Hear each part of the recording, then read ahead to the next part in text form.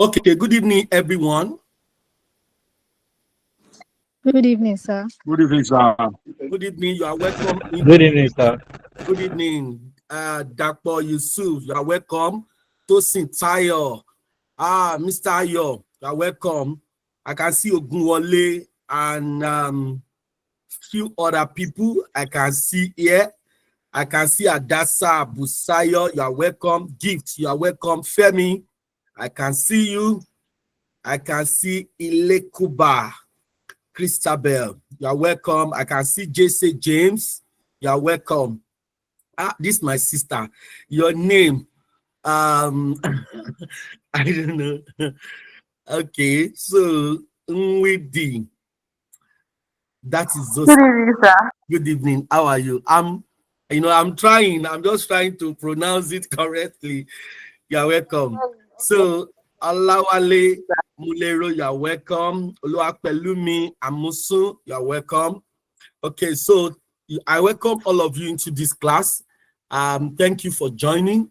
We are going to be diving straight into the analysis of the precinct case study for this diet. And okay, so by 9:10, that is 10 minutes past 9, I will have to take a break. I will have to take a break, like 20 minutes break. By 9:10, I'll take a break. Or let me say 5 minutes past 9, I will take a break till 9:30. So when we come back for after the 9:30 break, I'll just do, let's say, 30 minutes, then if we were able to finish by then. If we are not able to finish, we'll continue the class tomorrow. We'll continue. I would not like to drag us too late into the night. The previous day, we used to drag ourselves sometimes after 10 to 11, we are still there doing it. So, but let's see how far we can run in this class. From my analysis, I've seen quite a number of things, and I would like to take all your questions and respond to your question.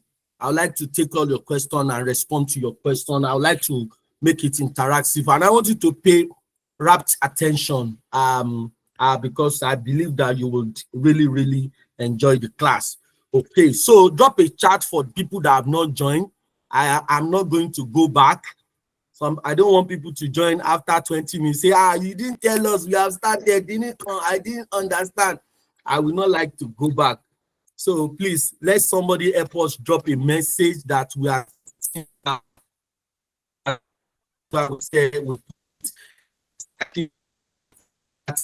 any link, they should continue to link for them and drop a link for them. So let them just contact admin. So we're going to start right away. So I believe we have all gone through the material. I'm going to be doing in detailed analysis, looking at every corner, every word in the listing. Okay, so once again, I love each and every one of you. I can see at this one, you're welcome at this one. Okay, so like we know, we normally start, on the side, except with professional reporting, the professional said it, the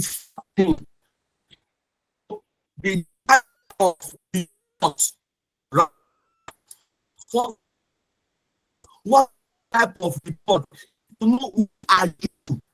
Who are you? Now, looking at this case, looking at this case, who are you? Who are you? Number one, who are you? That hello, sir. I'm sorry. Hello, sir. I'm sorry. I don't know if it is from my end. The thing is breaking. Yes, same here, please. It's breaking. It's breaking seriously. Okay, can you hear me now? Is it better now? Is it better now? It's still shaking. Now? It's still breaking. So your voice is still breaking. Should I come out and rejoin? Let me come out and join back.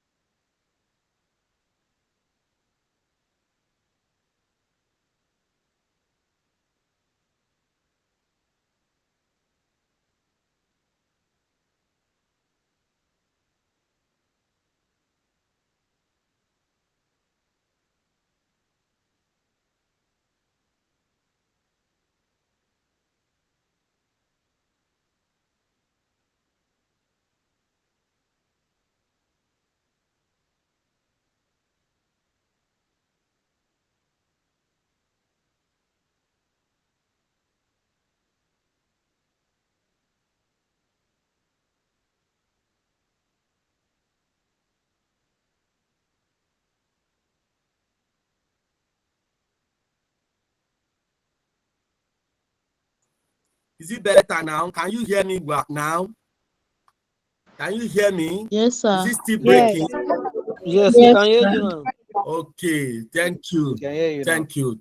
Thank you. So let's dive straight into what we have. So as I was saying, I said the first thing is to know the type of report that you need to write. So let me start. The type of report you are writing is an informal report. It is an informal report, and I put it internal memo format.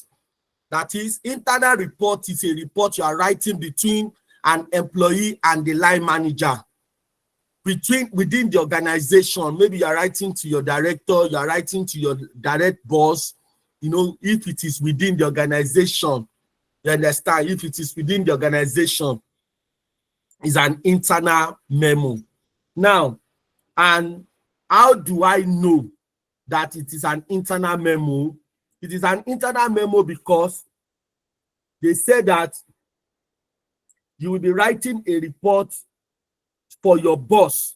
If you look at exhibit 1, under the bullet point number 7, exhibit 1, page 4, it says that drafting report for your boss used based on the operational and strategic business analysis you have carried out. So who are you writing to? Your boss.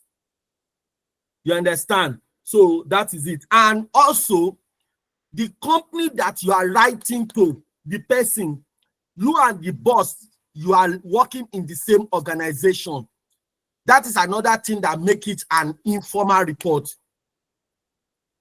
So you are writing, they say that you are employed as a finance and business analyst by Defcon Manufacturing Limited. You report to Tafa Gambari, the company's director of finance.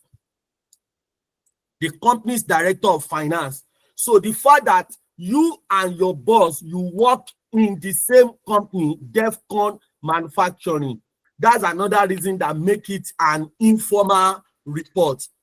Now, with the structure of information given on this exhibit 1, somebody has asked, is it possible that they change it in the unseen?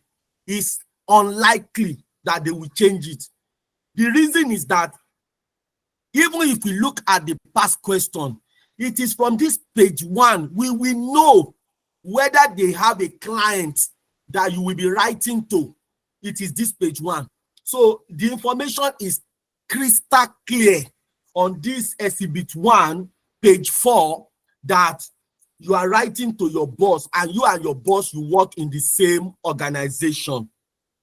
Do we understand that? Yes. Do we understand? Good. Yes, Now, sir. let's continue. What is the industry? Another important thing is to know the industry. The industry is given in,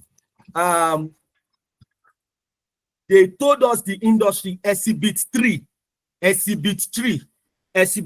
page 8. They told us that the Nigerian diaper and sanitary pad industry, that is the industry. You must understand that industry. That is the industry. Who are you? You are Matthew Idemudia. You are an accounting graduate. What is your role? Your role is finance and business analyst of Deacon Manufacturing Limited. Who is your line manager? Who would you be writing to? Mr. Tafa Gambari, the director of finance. The director of finance. Who is your employer? Who is your employer? Defcon Manufacturing Limited. Who is Defcon? This Defcon Manufacturing, who are they? Is a manufacturer. The company is a manufacturer of diapers, sanitary pad, and the category of the product is luxury. They have products, luxury product, super product, simple product, and economy. These are the variety of the product the company manufactures. Are we good on that? Is that clear? Yes, Yes, sir. sir. Good. Thank Yes, you. sir. I need that feedback to know that we are together. So now I will be going back to exhibit 1. Exhibit 1. Look at exhibit 1. Roman figure, bullet point number 1. Bullet point number 1. Let's look at it together. Exhibit 1, page 4, bullet point number 1. It says that your responsibility include preparing detailed financial analysis. Preparing detailed financial analysis and report on the performance of the company. Take note, on the performance of the company. That is the point I'm addressing now. That is the point. If you look at this question, we are not giving balance sheets. We are not giving income statement. We are not giving all the financial figures they normally give us. But it's not a problem. They have told you that one of the things we are going to require you to do that will come in the unseen is that you are to analyze. You are to carry out detailed financial analysis of the performance of the company. Which company? Defcon. So this page, we are going to be looking at the key financial ratios that should be computed in order to carry out a detailed financial analysis of financial performance of Defcon Manufacturing Limited. Defcon Manufacturing Limited. What are the ratios?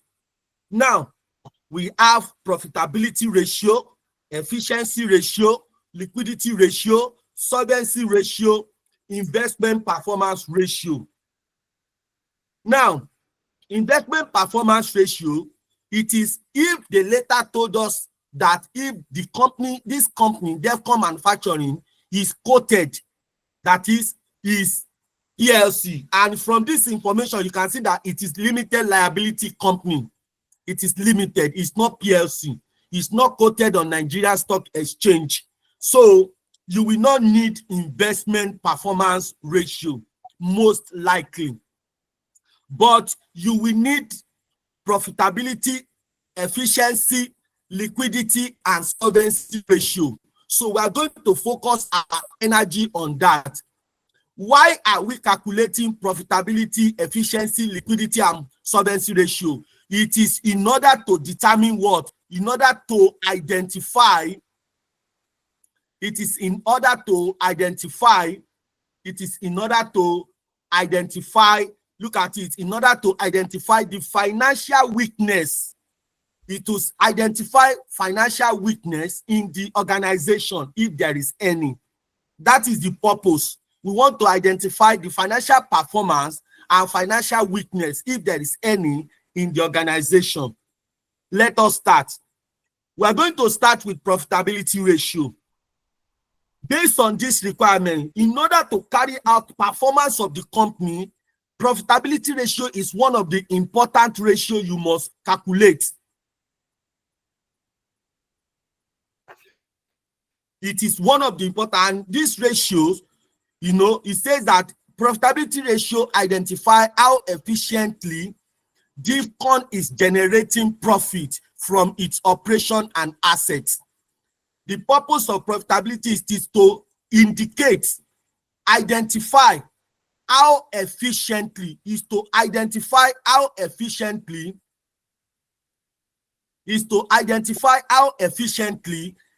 DIVCON manufacturing is generating profit from its operation.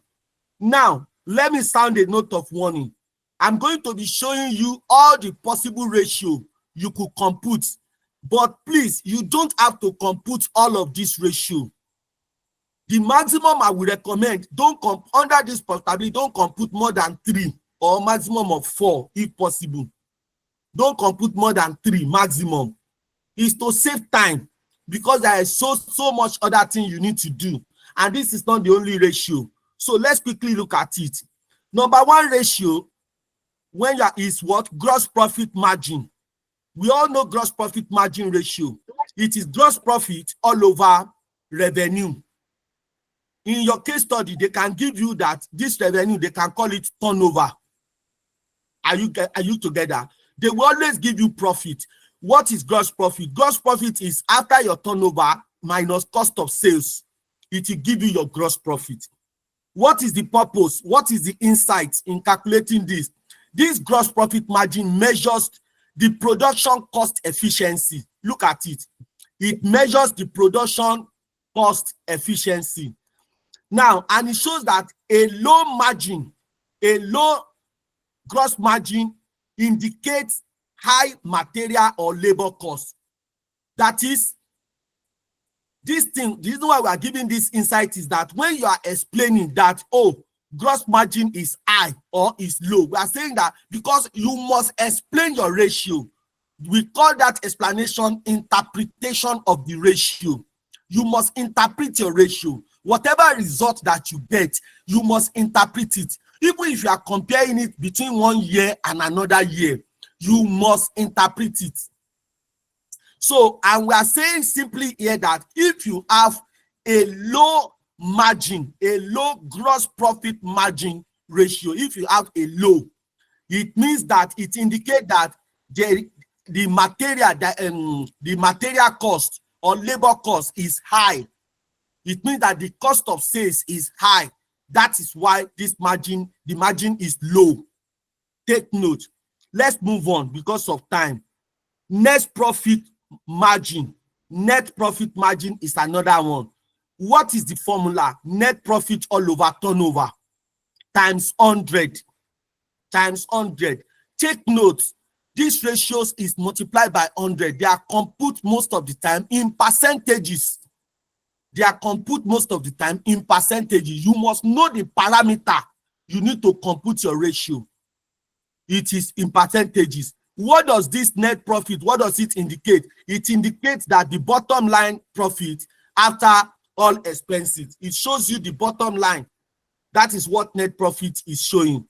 I will move straight to operating profit margin. You will come across operating profit margin. Even last diet, when we were serving like that, there was operating profit. You will get operating. So, and where you have already, if you want to compute operating profit margin, you don't need to compute gross profit margin. If you are computing gross profit, you don't need to come and compute operating profit margin.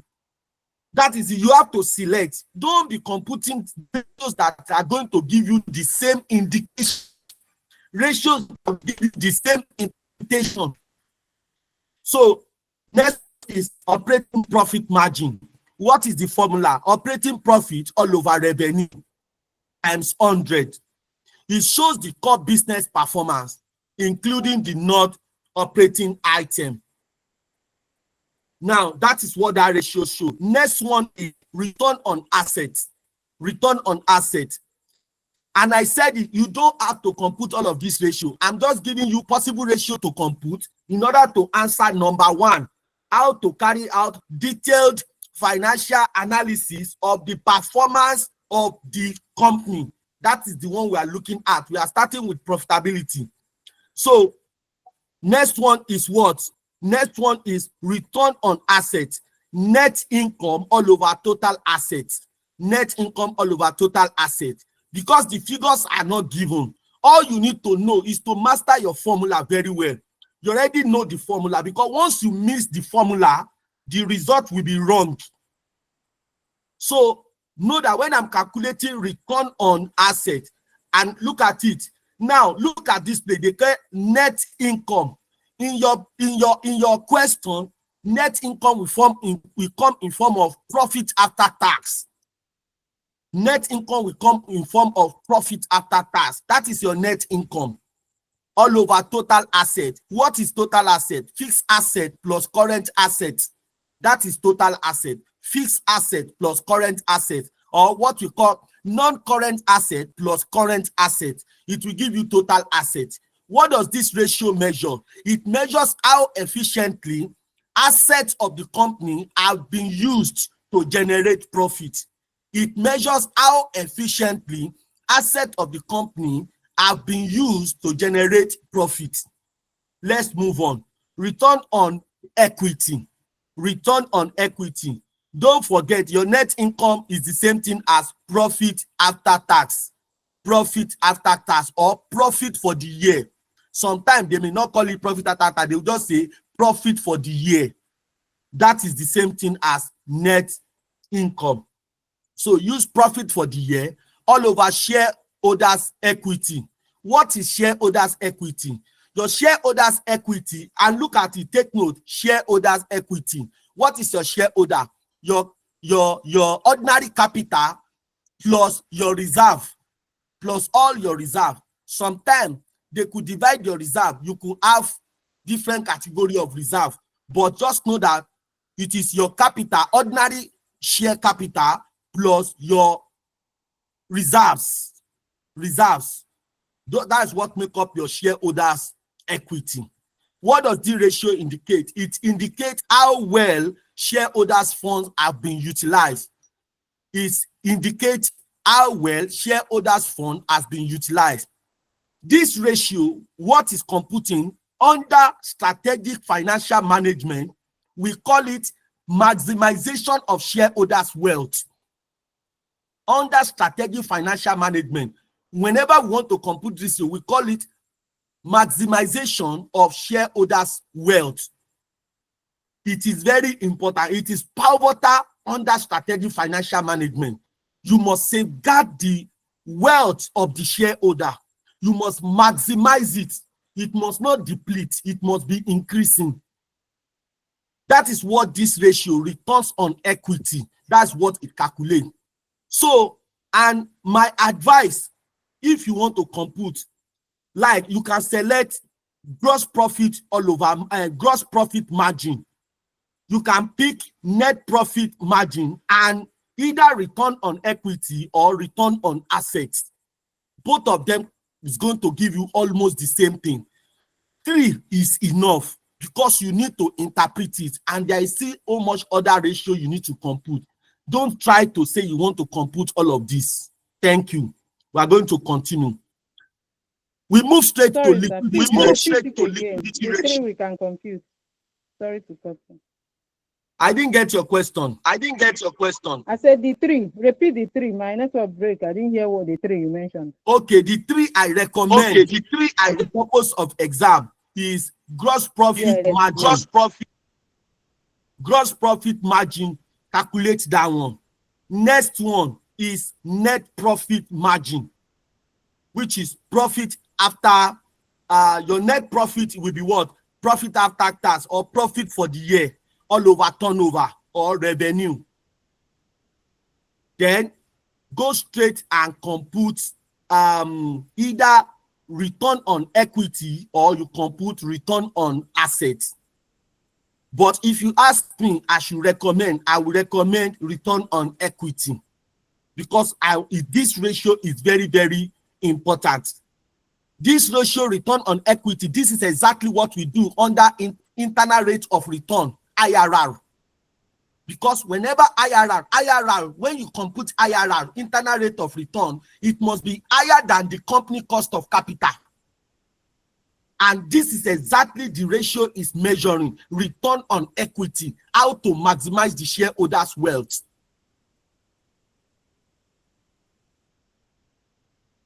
That is the 3 I recommend. Don't try to compute everything. It's a waste of time. Let's move to liquidity ratio. Liquidity ratio. Liquidity ratio. What are the ratios that fall? Number 1, liquidity ratio assess. It evaluates DIFCON short-term financial health. This ratio assess it. This ratio assess DIFCON's short-term financial health and ability to meet obligations. Ability to meet obligation, especially short-term obligation, especially short-term obligations, especially short-term obligation. That is what this ratio is computing. It is very important for you to know financial performance, to evaluate the true financial performance of any company. You need to compute liquidity ratio. Now, what are the ratio here? Number 1, current ratio. What is formula for current ratio? Current asset all over current liability. What is indicator? Situation where the ratio is less than 1. When the ratio, you know, this is in ratio. This is usually in ratio. That's why we call it current ratio. That is ratio 1:1, ratio 2:1. That's in form of ratio. That is the way you express your answer. Please don't forget, the way you express your final result also important at this level. Don't use percentage code to compute current ratio. Don't say current asset all over current liability multiplied by 100. It's wrong. And if at all you do it like that, you must express your final result in ratio, not in percentage. That is the standard. You cannot go to the exam and go and be setting another standard. There is a standard for everything we do in accounting. So the student cannot set your own standard. The person will be on his own, his or her own. There is a standard in accounting that we follow. So that is the standard. It has to be in ratio. Now, we are saying that where the ratio is less than 1, it indicates, it's a signal that there is liquidity issue. Where the ratio is less than 1, let's say you are getting 0.5, 0.8, that is 0.8 to 1, 0.5 to 1. We are saying that it is a signal that there is a liquidity issue. Ideal rate for current asset is between 1.5 to 2.5. That is ideal. The ratio must be either 1.5, between 1.5 to 2.5. That is ideal. Ideal range. That is the ideal range for current ratio. Let's move to quick ratio. Quick ratio, what's the formula? Current asset minus inventory all over current liability. What does it indicate? It indicates stricter liquidity test. Stricter liquidity test. It shows how they are strict about their liquidity. Importance is in manufacturing where inventory may not be easily liquidated. That is, this ratio is important, especially in a manufacturing company like DEFCON, because we could have a situation where inventory cannot be easily converted to cash. We have situation where inventory cannot be converted. So if the question is on a manufacturing, DEFCON manufacturing, it means that it is important for you to compute quick ratio, or what we call acid test ratio. It is important because this type of ratio is relevant in a manufacturing environment or for a manufacturing company. The examiner will like you to, they would like to see your quick ratio, because it's an indicator especially where we have inventory. And manufacturing company usually have inventory. The question is that somebody may ask, in a situation where your inventory is divided into work in progress, finished good, and raw material, which one will I use? You need to add.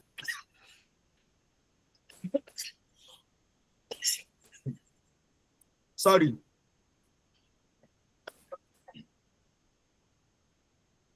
Please, sir, come again. I lost you in that place, please, sir.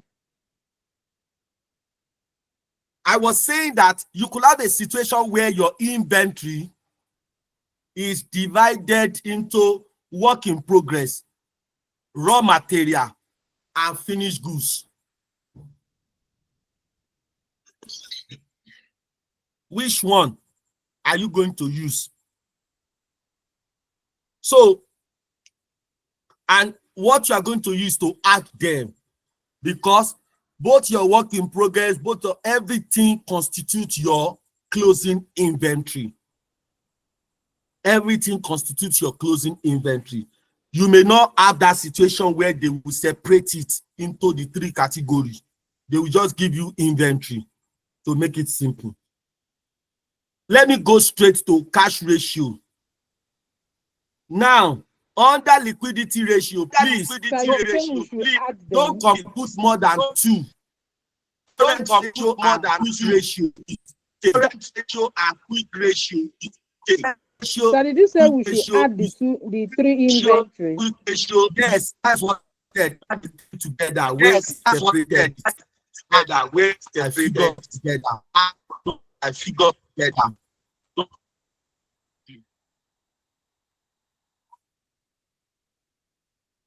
Last one is current cash ratio. Your cash ratio is cash and cash equivalent. Or sometimes in the question they will call it cash and bank. That is cash and cash equivalent all over current liability. Sorry, can that person mute? Sorry, can that person mute? There is somebody that is not muted. Please, can you mute? Please, can you mute? Please. Hello? Okay, so cash ratio is cash and cash equivalent all over current liability. What does this ratio indicate? This ratio indicates immediate liquidity. This ratio indicates immediate liquidity. It indicates immediate liquidity. If this ratio is low value of cash ratio reveals over reliance on receivables. If this ratio, cash ratio, if you compute it and it is low, it indicates over reliance. It indicates over reliance on receivables and inventory. It indicates over reliance on receivables and inventory. Let's continue. Let's go to efficiency ratio. Efficiency ratio is very important because you have management. This ratio measures the efficiency of management in utilizing the company resources. So efficiency ratio is another important ratio when you are trying to evaluate the performance of a company. Efficiency ratio is another important ratio when you are trying to evaluate the performance of a company. Efficiency ratio. Even in our offices, if you are working hard, they don't just want to limit it to you work hard. They want to how efficiently are you working. They will measure it too. They will measure your efficiency. Very, very important in every corporate environment. What are the ratios that fall under efficiency ratio? Number 1, inventory turnover. Inventory turnover. What does this efficiency ratio measures? Efficiency ratio measures how efficiently DIFCON is managing its assets and operation. That is it. This ratio measures how efficiently DIFCON management is managing its assets and operation. It is very important. Now, and again, don't compute more than, anyway, if you have the time, don't compute more than 2 or 3 is not too much. 3 is not too much for efficiency ratio. And if you like, you can compute 2, but 3 is not too much for efficiency ratio. And what are the relevant? I've limited another ratio, but I've limited it to 3 most important. Most important. There are other ratios you can compute. The way we have receivable turnover, we can have payable turnover. Payable turnover. You understand? We can have it. Are you getting it? So, but don't let it be more than 3. If you like, you can choose inventory turnover, receivable turnover, and payable turnover.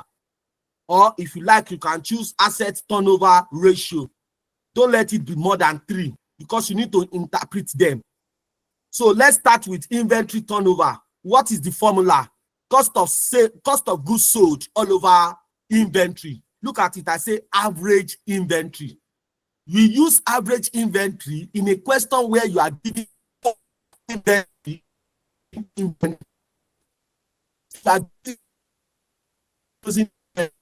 You will add it together and divide it by 2. It gives you average inventory. It's not where you are giving only inventory. Use your inventory, your average inventory. In a situation, Mr. Taiwo, please, I can't hear you. Your line is breaking. Okay. It's breaking. Please repeat what you all said. Those things said about inventory, we didn't hear. Hello, can you hear me now? Hello, can you hear me We now? didn't hear inventory. Hello, can you hear me now? Yes, sir. Yes, sir. Yes, sir. So what I said under inventory, I said the formula for inventory turnover is cost of goods sold all over average inventory. Cost of goods sold all over average inventory. How do you calculate average inventory? Average inventory is used in a situation where you have opening inventory and closing inventory. So a situation where you are giving opening inventory and you are giving closing inventory, add the 2 together and divide it by 2. Add it together and divide it by 2. It will give you average inventory. But where you are not given opening inventory and closing inventory, just use your closing inventory as your average inventory. Just use your closing inventory as your average inventory in order to compute your inventory turnover. Inventory turnover. Look at it. Don't forget, they did not multiply it by 100. So inventory turnover is calculated either in days or in months or in years. So don't forget. Now, they say low turnover may indicate overstocking, because I'm putting this insight there because so that you can know that when the ratio is low, what does it mean? When the ratio is high, what does it mean? So when the ratio is low, it means it indicates overstocking. Overstocking. It indicates overstocking or slow moving inventory. I move to the next one, which is receivable turnover. What is receivable turnover? Net credit sales all over average receivable. What is your net? Don't disturb yourself here to be looking for net credit sales. Just use the turnover you are given. Just use it and use the receivable you are given. Average receivable is the same thing that happens.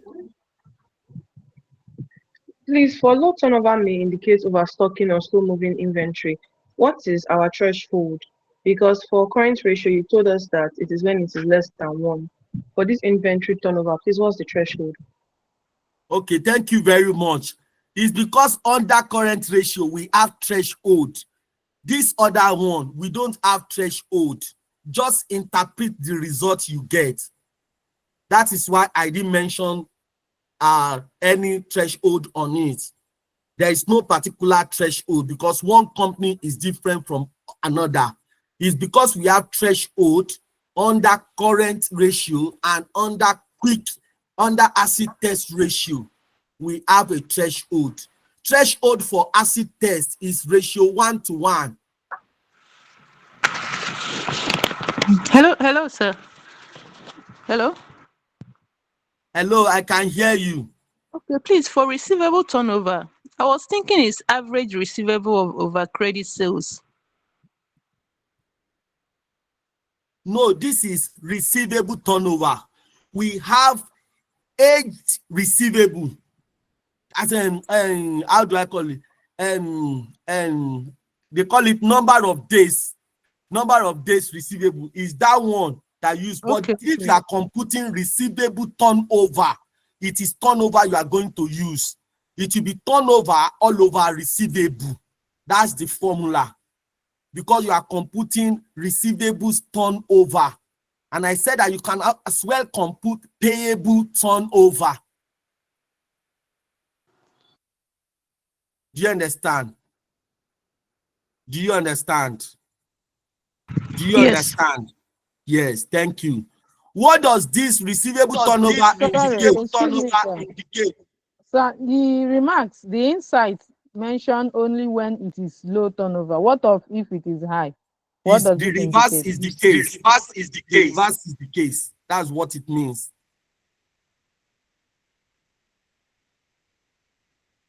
And the reason why we are putting low is that we are indicating low because it is abnormal when it is low. And we are now saying when it is low, it is abnormal. And this is what it means. But Esther, how are we going to know if it is low? If it is low, how are we going to know that it is low? Okay, thank you very much. Let's go back to the formula. Cost of goods sold all over inventory. What it means is that your cost of goods sold is not supposed to be higher than your inventory. So, but we could have a swing of it. Definitely, when you compute ratio, it can be high, it can be low. Now, one of the things that helps you to where this thing we are saying low, let me clarify it. Thank you for that question. Thank you for that question. Most cases, where to know is that they will give you industrial standard. They will give you something to compare with to be able to ascertain that it is low, it is high. That is the thing. You will notice from past question, they will say the average, this following ratio, industry average is this, they will give you.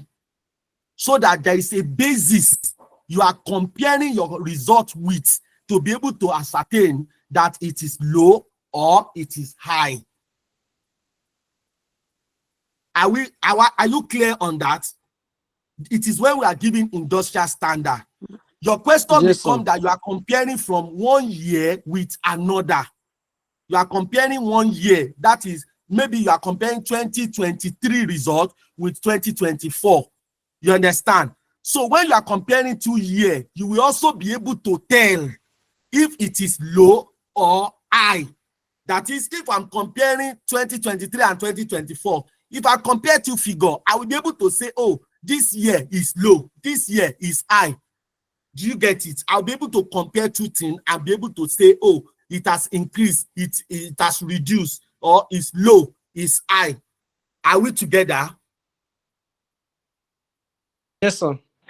Thank you very much. Yes, thank you. Thank you. I like those questions that are coming. They are intelligent questions, and it shows clarity on the points we are explaining. Because truth be told, you must clearly understand the ratio to be able to pass very well under this aspect.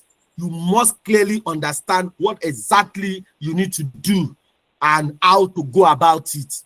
So thank you for that question. I appreciate it. Let's go to the third one, asset turnover ratio. Asset turnover is our turnover, that is sales, all over total assets. All over total assets. So what is total asset? Non-current asset plus current asset.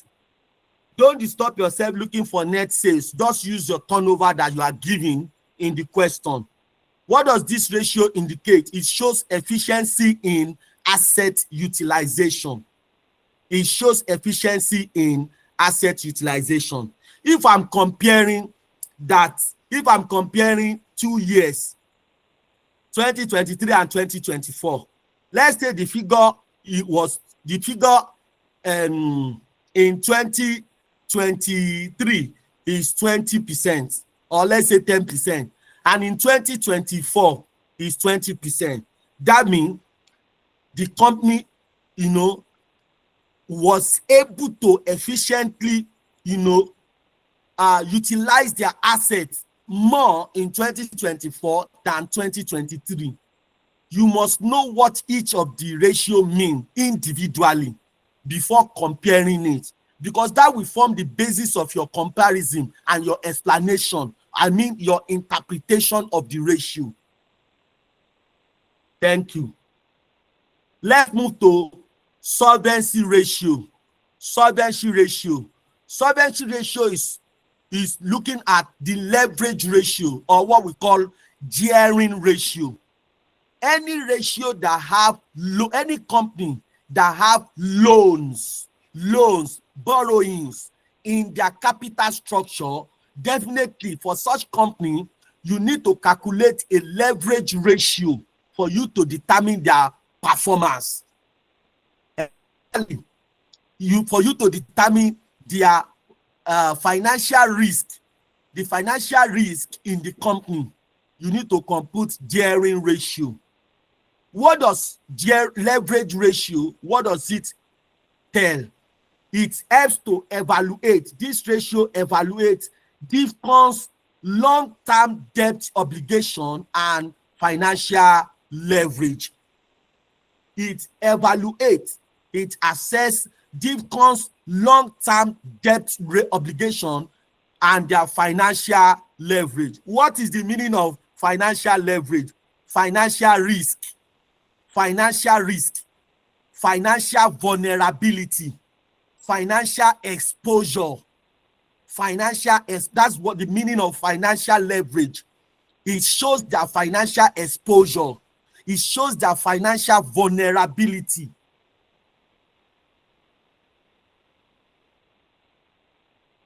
What are the ratio to compute? Don't try to compute 50 ratio. These are the ratio, 3 ratio. Debt all over equity ratio. That is total liability all over shareholders' equity. What is total liability? Long-term liability plus short-term liability. That is current liability plus non-current liability. It will give you total liability all over shareholders' equity. This ratio shows a high ratio. If this ratio is high, it suggests over leverage. If this ratio is high, it suggests over leverage.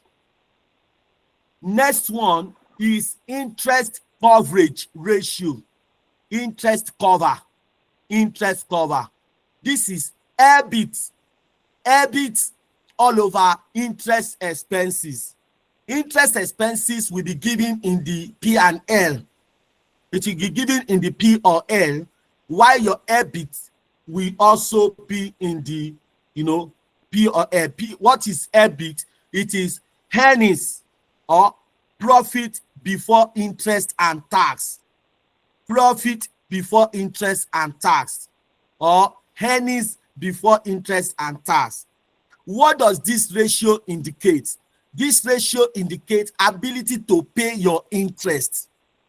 Ability to pay. Does the company have ability to pay their interest when it's due? The ratio, a ratio of less than 1.5 is a red flag. When this ratio give you less than 1.5, it is a red flag.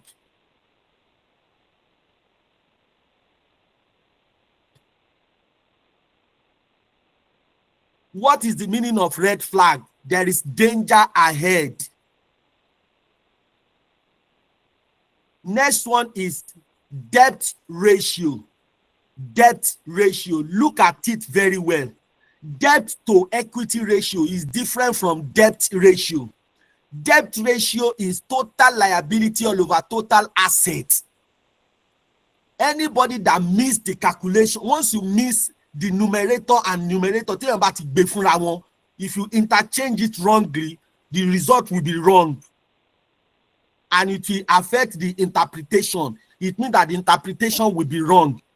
One of the things whenever I'm writing exam is to get my formula right. Once you get your formula right, you are home, you are done and dusted. Try and get your formula right. Pay attention to your formula.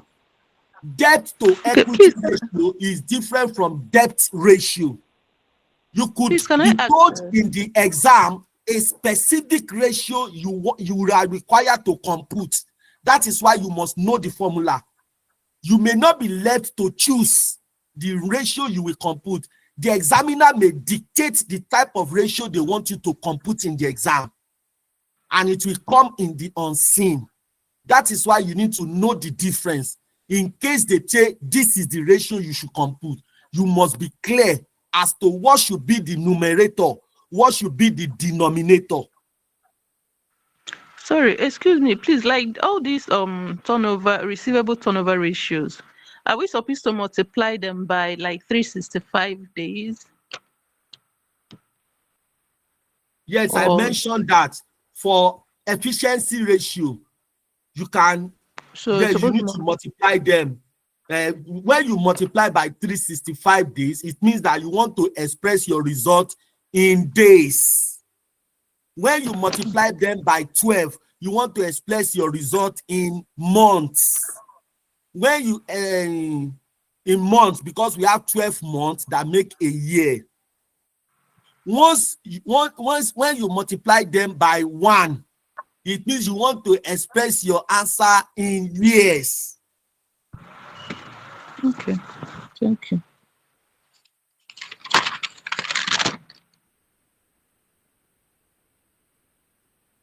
So debt ratio is total liability all over total assets. From my residual knowledge on, sorry, please can I proceed? Go ahead. Please go ahead. Thank you. From my residual knowledge, efficiency and activity ratios, when we are computing it, we just leave it like that and say times. So let's say we get 3.5, we say 3.5 times. We don't multiply it by anything. That is not wrong. You don't necessarily have to multiply it. It's your interpretation. So if you leave it like that, how do you interpret it, that what it means? Yeah, You just, it is in times. How many times? I think there are some. You just write times behind, and so let's say for that inventory turnover now, let's say after you did your cost of goods sold over average inventory, you got 3.5 or something like that. Okay. Then you say that 3.5 seems sizable, so you say turnover. You say something like it indicates fast moving inventory in DEFCON, since inventory is like that type of interpretation. Okay. I think I get your point. Okay, so please let me go back there. Okay. So, okay, thank you for your question. Let me just clarify. if you look at this place, this is showing inventory turnover. So I agree with you. If you leave your answer like that, it shows number of times, like someone mentioned here now. It shows the number of time, just like it shows, because it's measuring the number of time you were able to turn over. Are you getting it? So I think I'm the one missing it with age. The one that has number of days. There is another calculation. There is one that has number of days. When you are calculating, I will get the how they call it now, number of days something. That one you need to multiply. That one is need to give the number. I think that's receivable period. We have inventory turnover in times. That one is cost of sales over average. That is in times. Then we have inventory turnover in period. That one now, the inventory, average inventory will come up. Then cost of sales will be down, will be the denominator. I didn't get your point. I said my previous knowledge was inventory turnover in period. That's to say, you want to know the number of days the inventory is held within the company. In that case, your formula is average inventory all over cost of sales. But if you want to know how many number of times this inventory you were able to turn it over, number of times you turn it over. Yes, so that one is now cost of sales all over average inventory. But if you want to know the holding period, how long do you hold it? That is the one you multiply by either days, months, or in 52 weeks. Okay, thank you very much. Thank you very much. Sorry, let me just clarify this. So if we are calculating turnover, whether it is inventory turnover, whether it is receivable turnover, whether it is payable turnover, what is in turnover, leave your answer like that. Whatever you get, don't multiply by 100. Let it be, because it measures time that you have turned over that thing, just as the name indicates. Inventory turnover, receivable turnover, payable turnover, even this asset turnover. This asset turnover, once you say asset turnover ratio, this under ratio here, you could multiply by 100 and express your result either in percentage if you are multiplying by 100, or, you know, if I get 20%, for example, 20% simply means 20 ratio 100. That's what, if I'm expressing it in ratio, that's what 20% mean. That is 20 all over 100. That is, if I'm putting it in ratio, 20 dots as in colon 100. That's what it means if I'm expressing it. Or I just leave it as and I can also express it as 0.2 colon 1. That is 0.2. That is also like I'm expressing 20%, that is in percentage. I'm expressing it in ratio. I'm explaining that in respect to asset turnover. So I'm just clarifying. Thank you for that person that asked that question. Thank you. So that's why I'm putting this clarity there, that when we are calculating, when you calculate and it is turnover, please leave your answer the way it is, because it shows the number of time. If your answer say, let's say is 10, it means 10 times. So what you need to do is to write 10 times. That is the number. And if it's the answer to get is 10.5 or 10.6, because 0.6 is greater than 5, you can round it up to be 12. To be 11, I mean, to be 11, 10.6 or 10.5, you can round it up, because you are going to express it in times. So there is no point to leave your answer in 10.2 times. No, just round it up. If it is, you know, just say approximately. Leave, if you get 10.2, for example, write 10.2, then approximately it is 10 times. You understand? To make it a whole number. That is, if we are computing inventory turnover or receivable turnover or asset turnovers. Please, are we clear on that? Hello? Hello? Yes, sir. Hello. Clear now?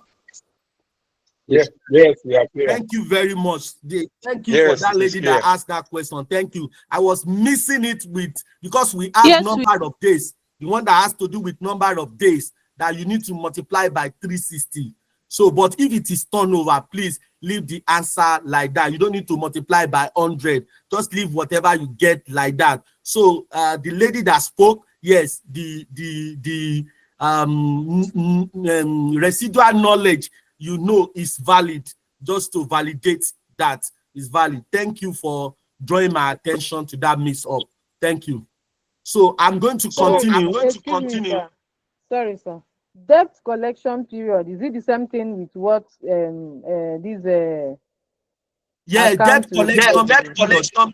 Look at the name. Collection period. It has to be in days or months because it's period. Yes, debt collection period. You need to show the period. So, and when you are showing period, you need to either express it in year, in months. That's the one we need to multiply by either 360, 12 months. You understand? Is it clear? Hello, is it clear? Yes. Yes, Thank sir. you very much. Yes, sir. But the formula is not the same with this one. No. The right? formula is not the same with this one. The formula is not the same with this one. It's not the same. This one, It's not the that's same. why I state This the one, ratio and that's why I the state the formula. ratio and the formula. Thank you. Thank you. So let's proceed. We still have quite a number of things that we need to do. So this is investment or market ratio. I'm not going to waste time on this because the company you are giving is limited liability company. So I'm going to skip this and move on. So one of the things here, what we are looking here is exhibit one. I'm coming, please. Exhibit 1, bullet point number 2. Exhibit 1, bullet point number 2. He say analyzing the company's financial statements to identify area of weakness and profiling likely solution to correct the anomalies. Profile solution to correct the problem. Oh yeah, ask your question before we go here. Okay, sir. So you say you're going to skip the investments and the market ratio thereabout. But what if eventually in the examination we are asked to, analyze the financial performance of another company that is a PLC, that's a public company that is quoted? Thank you. Thank you. You know, for exam anyway, it's not impossible. Anything can happen. Okay, no problem. Let me not skip it. At least let me just mention it just in case. You are right. Anything is possible under exam. So I will agree. I will not. Let me not just skip it. Let me just explain. So it's because the company we're given is a manufacturing, but yes, they can. Anything can happen. No problem. No problem. So let me just quickly run through it. Just to just to know it, just to have it at your fingertips. It's fine. Okay, so when we talk about investment ratio, also called market ratio, or we can call it investors ratio, and I put it there that is applicable to a quoted companies. Now, one of the ratio, earnings per shares, you can compute earnings per share. That is your net income all over number of outstanding shares. They will give you the number of units. They will have told you that, okay, the company shares is in so units per shares. It will have been mentioned in the question. You just earnings mean your profit for the year or profit after tax, divided by the number of shares. Then another important ratio on that you can compute here is dividend payout ratio. Dividend payout ratio. That is your dividend. I mean total dividend now. Total dividend. What is the meaning of total dividend? That is, we could have final dividend and proposed dividend, or what is called final dividend and interim dividend. If you are given, you need to add the two together, both interim and both final dividend. You need to, and if you are only given just dividend, just use the dividend. Now, how does it come? They will tell you that, oh, the company has already declared. They will, that one, it will be under statement of equity. Statement of equity. Statement of equity. They will have told you the dividend, that is interim. In the notes to the account, they will now tell you that the company still proposed to pay a final dividend of XYZ amount per unit of share. That is the way they will put it. They will say the company proposed to pay the final dividend of, that is, they can put it that way. So you need to calculate how much will the final dividend be. The unit price of share they want to pay, multiply by the, they will give you the unit of price in naira per share, multiply by the total number of ordinary share to know the final amount it will come to.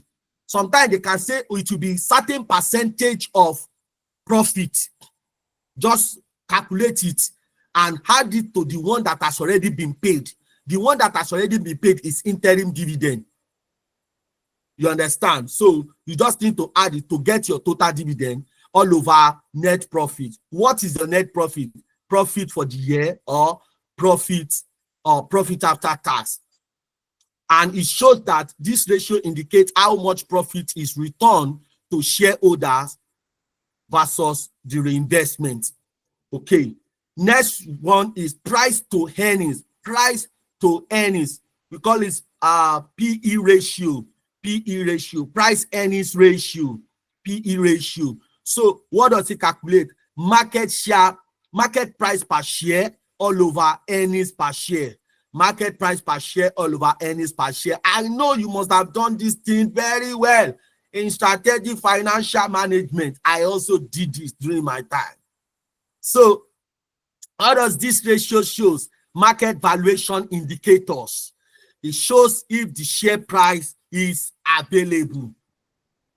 So these are the few. There are many more you can check up in your park, you know, but these are, like I said, please don't try to compute more than 3. It's time consuming. And every ratio you compute, you will need to interpret it if you want to get marked on it. So please, in case it comes, try not to, if possible, limit it to 2. That is it. It does, because it doesn't mean anybody that compute 10 will get more mark than you. The person will have just successfully wasted his time on ratio, and he will not have time to do other important things. That's what it means. If anybody is sitting beside you and is computing 30 ratio, leave them. Don't worry, leave them.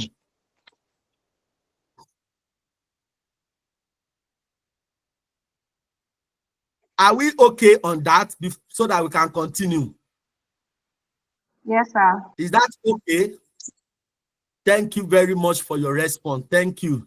So let's quickly look at this. And I said that we are looking at this page because of bullet point number 2 under exhibit 1. We are identifying the weakness where you have low profitability. What does it mean? Low profitability. Sir. Yes. Hello, sir. Hello, I can hear you. Go ahead. Ask your question quickly. So okay. Yes, sir. Please, Yes. I lost your last statement. My network, there was breaking transmission. Please. Okay, don't worry. You know that please, this class please, is recorded. Do you mind recapping on the number 5? You know that this class is recorded. You can always listen back to it. It's recorded. I'm just trying for us to save time. I still have a lot of important things I want to discuss with you. That's why I'm saving for time, but no problem. Okay, sir. Yeah, this class is recorded. You can always get the recorded version and listen to it all over again, just in case you miss out anyone. I still have quite a lot of important things I want to discuss. That's why I'm running for time. I want us to maximize it. Okay, so this ratio, like I said, is in respect to the bullet point number 2 that say analyze the company financial statement to identify area of weakness and profile likely solution to correct that. You know, this aspect is very important, and I want you to pay rapt attention here. This is one of the essence of case study. Ability to spot the problem, ability to recommend what is the solution. This is one of the aspects of purpose, the primary, the fundamental reason for case study paper. Your ability to make an informed decision, judgment. That is one of the competence that is being tested for case study. We need to clearly understand it. So this aspect is saying identify the problem. So where you identify a low profitability, what are the indicators of the ratio? Where you have low gross net profit margin, where you have low gross margin or net profit margin, or low return on asset or low return on equity. I like the question one of you asked, how do I know that it is low? When you compare 2 years or when you are comparing with industrial standard, that is how you will know it is low. If you are comparing for 5 years and you see that the rate was dropping, in year 1 it dropped, in year 2, in year 3, it will also show that the rate is getting lower.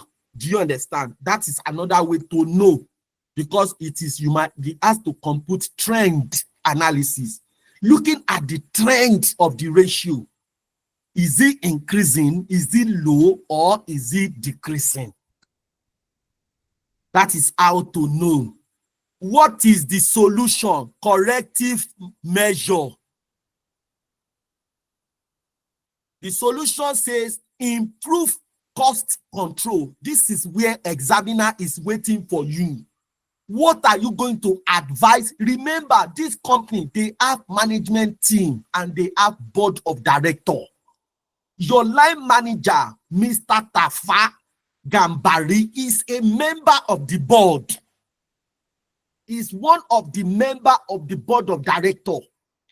This is where the examiner is waiting for you. What would you say? What would be your recommendation to the management? This is the primary, this is the cocoa of why you are writing the exam. They want to see your recommendation. You have identified the problem. What is the way out? What is the solution? So we are saying that where you identify low profitability, what will be your recommendation? That is, they should improve cost control, optimize pricing, review supply chain. That is for that. Number 2, where you identify, you compute liquidity ratio, and it shows that they are having cash flow issues. What is the meaning of cash flow issue? You know that it is very good if you say you have computed your ratio and you say the ratio computed in appendix 2, which is liquidity, it shows that the company is having cash flow issue. And the solution, because don't forget, your report has draw conclusion. What is your conclusion? Conclusion is that they are having a cash flow issue. What is the recommendation? Because this thing, you will also need it in the executive summary. So you have identified, your conclusion is that based on these indicators of the ratio we have computed, the company is having cash flow issue. Get? Solution. What is it? Tighten receivables collection. They need to tighten receivable collection. How do you tighten receivable collection? Reduce it. That is how to tighten it. Reduce it. Or give a discount that will encourage customers to pay on time. Rather than holding you for long days, give trade or cash discount in order to encourage them to pay on time. Instead of selling credit credit, selling on credit to a lot of people. Reduce the number of people you are selling on credit to. Tighten your credit policy. So he said, tighten the receivable collection. That is, receivable collection means the number of days it takes for the creditor to pay you. If before it is 2 months, reduce it to 1 month. If it is 1 month before, reduce it to 1 week or 2 weeks. That is the meaning of tighten the receivable collection. Next one, renegotiate payables. That is, if it takes you, if the negotiation you have with your supplier is that we will pay you after 1 month, beg them that let us increase it to 2 months, 3 months. Renegotiate payables. That is, tell them that, oh, can you sell this raw material to us and we pay you after 3 months? Manage inventory. You know the inventory management. We did EOQ, inventory management. Manage your inventory. You know, this strategic word, all of this statement, tighten the receivable collection, renegotiate payable, those words, they are striking word that shows that you know what you are doing.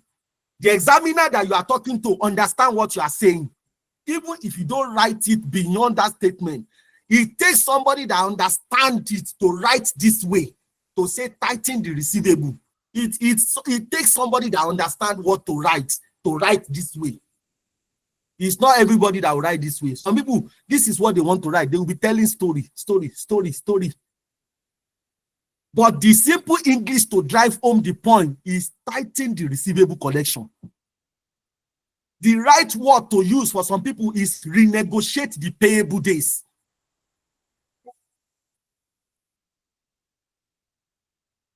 The right word to use sometimes is what? Manage inventory. Okay, let's continue. Poor asset utilization. What are the ratios that show poor asset utilization? Low inventory or asset turnover. Low inventory or asset turnover. What do we need to do? Adopt just-in-time inventory. Adopt just-in-time inventory.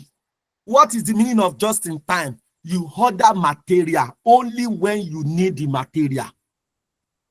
Order material only when you need it for production. Don't forget that this company is a manufacturing company. And the principle of EOQ is against holding inventory for long period of time. The essence of EOQ is to reduce the holding and handling costs. EOQ, the principle, the techniques of EOQ is to reduce the handling and the storage costs. So he said, adopt just-in-time inventory system, improve marketing and sales efficiency. How do you improve sales efficiency? Give commission, encourage the sales marketer, give them commission that you must say. In Coca-Cola, let's say they produce 5 million bottles. They will now meet the distributor. They will tell the distributor, they will say, look, we will give you fridge if you can sell 1 million liter within 2 weeks. We will give you this rebate. We'll give you fridge. We'll give you this. That is how they encourage distributor to sell that product within a short time, to reduce the holding cost and the handling costs. EOQ. Improve the marketing. How do you improve the marketing? Use social media. Billboard. Improve on the marketing. Create more awareness for the product. Have you not seen Coca-Cola, Pepsi? They are still making adverts. Is there anybody that is on the surface of the earth that did not know about Coca-Cola? Why are they still doing adverts? Why haven't they stopped advertising their product? As in, don't assume that everybody know Coca-Cola. Keep advertising. That is the idea. Next one, high debt burden. High debt burden. How will I know that they have high debt burden? High debt to equity ratio, high interest coverage ratio. When the ratio, he said, yes, when he said, or when the ratio is less than 1.5. I think what did we say? I think we said when it's because it's high when it is more than 1.5. What did we say under that place? We said that if it is less than 1.5, it's a red flag. That is it. We say if it is less than 1.5, it's a red flag. It means that the debt burden is high. When they have high debt burden, it means that they cannot take more debt to finance the project. What is the solution? Refinance to lower interest. That is, renegotiate some of the loan to lower interest. If the rate is 30% or 40% or 35%, renegotiate it to 28. Renegotiate it to 27 or 25.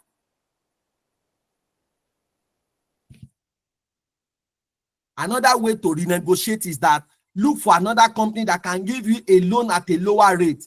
Get the loan, use it to pay off. Because when you are paying off a loan that's supposed to last for 5 years, you now say, oh, at this point I want to pay off.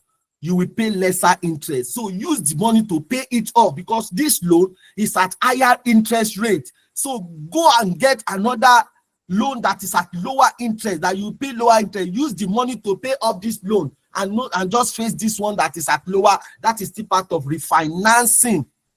Refinance to lower interest. Reduce debt via equity funding. Reduce debt. That is, in a situation you're at, your debt burden is high. You cannot borrow loan again. What do? Encourage the shareholder to bring in more money to finance projects. Encourage the shareholder. Promise them that you will give them bonus shares.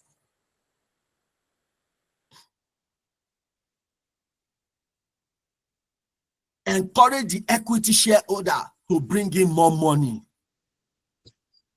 Next one, over-reliance on imports. Don't forget that one of the problems of this company is over-reliance on imports. That is when they have high cost of goods sold. Foreign exchange exposure. Foreign exchange exposure.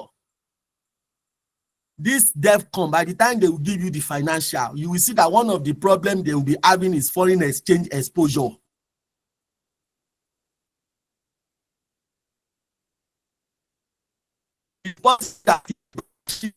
Foreign exchange reserve that is negative. Everything is in debit balance. Impossible. Solution for local sourcing. Look for the material locally within Nigeria without have to import. Invest in local research and development.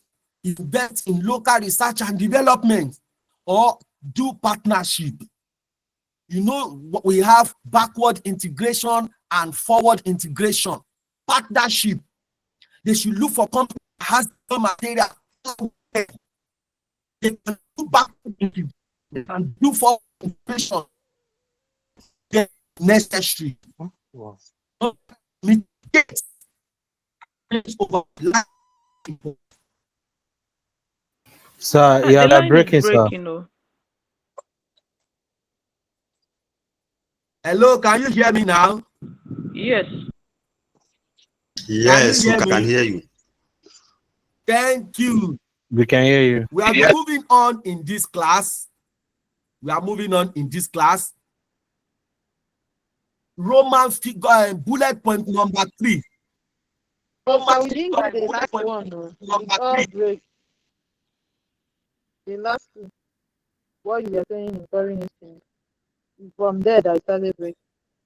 I didn't hear you. I've explained high burden, high debt burden. high That is debt clear. working. Yes, it's That your is clear. line started breaking while you are trying to explain foreign exchange issue. Okay, I said that it's not Okay, impossible I that said when you that get it's to not. exam, you will see foreign exchange reserve that is a negative for this DEFCON company, that you should expect it. So, and I explained that increased local sourcing, that is, they should look for how to source their material locally within Nigeria. They should invest in local research and development, or they should do partnership with company that has the raw material or have access to the raw material. Backward integration. That was what I said. Exhibit 1, bullet point number 3.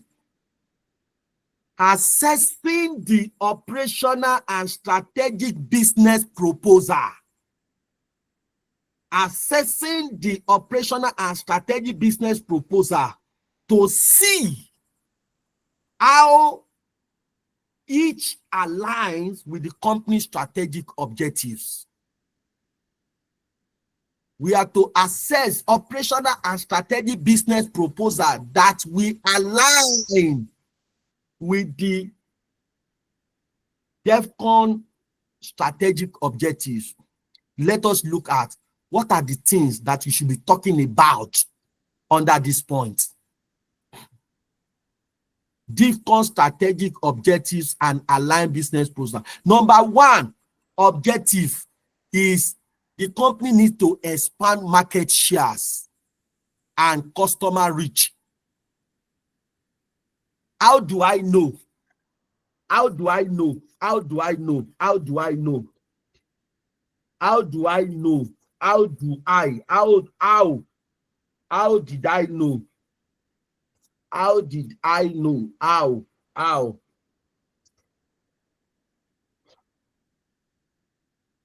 If you go to exhibit 4, page 11, exhibit 4, page 11, under the competitions in the industry, look at it. They told us that the competition is very high in the industry, with 4 major companies that controls 60% of the market shares. These companies are DEFCON Manufacturing Limited with 25% market share. They mentioned another company, Jackson, controls 15% of the market share. They mentioned Dexon company, 12% of the market share. And Lipson, 8% of the market share. They say Denton Sanitary Products Nigeria Limited with 12% market share, and Lipson Products Nigeria Limited with 8% market share. Apart from these 4 companies, we have 20 other companies that controls the balance of the 40% of the market shares. That is where this is coined out. Number 1 objective is how DEFCON will increase, expand their market share and customer reach. If they look at it, if they are controlling only 25%, what says that they cannot control 50%? All those 20 other companies that do not have name, why can't they take part of their market share? Why do you want to limit your expansion to only 25% of the market? That is why this number 1 objective is important. Expand the market share and customer reach. That is one of the corporate strategic objectives of the company. What are the proposals? What are the things you should propose? Strategic proposal. Penetrate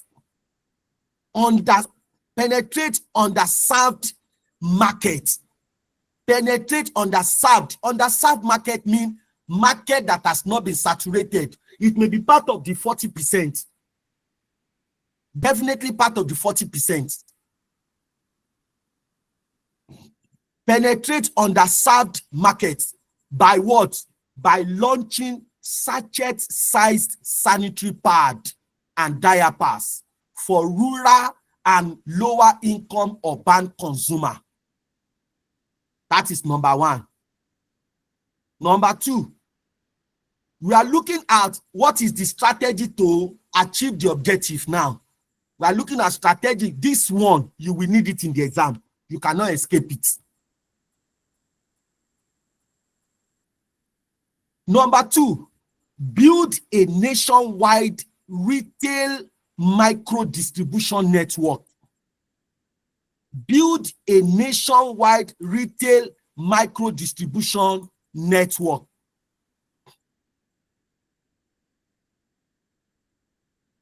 How do you go about it? Through partnership with women-led cooperative. Look at it.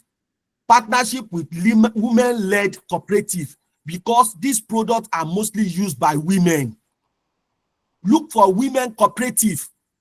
Look at ICAN. They have SWAN, Society of Women Chartered Accountants, SWAN. The way we have SWAN, we have SWIT, that is taxation, SWIT, women in taxation. We have women in accountant. We have women in chartered bankers. They should partner with them because these products are mostly used by women. These are strategic moves you will need in the exam. You cannot escape it. You need it to answer this question. You will need it. Another company, non-governmental organizations, Lagos State, Federal Inland Revenue, all those non-governmental, all these non-governmental organizations, partner with them and partner with local vendors. Next one, develop a digital marketing strategy. So why do you need to develop a digital marketing strategy? To increase product awareness. To increase product awareness and engage in millennial. Engage in millennial and Gen Z. Remember, schools, the Gen Z, millennial, all these Gen Z ladies, young ladies, 24, 21, 19, 18, engage, create, organize in school, create product awareness, engage millennial and Gen Z. How do you engage them? Via influencers, social media influencers, on Instagram, on TikTok, on Facebook. Get influencer to help you market it. Health education content. Be sending health education content. This is how to achieve. This is how to achieve this objective. These are strategic moves. These are strategic actions that need to be taken to achieve the objective. And you will need it in the exam. As far as this, except they change this precinct. If they did not change it, you will need it in the exam. Very good, yeah. Can that person mute? But is it possible for them to change it? Since they've called it precinct, they should return it to. No, I'm just saying. I'm just saying. Not that I'm praying that they will change it. I'm just saying that except if it's changed, that is when these points will not be relevant in the exam.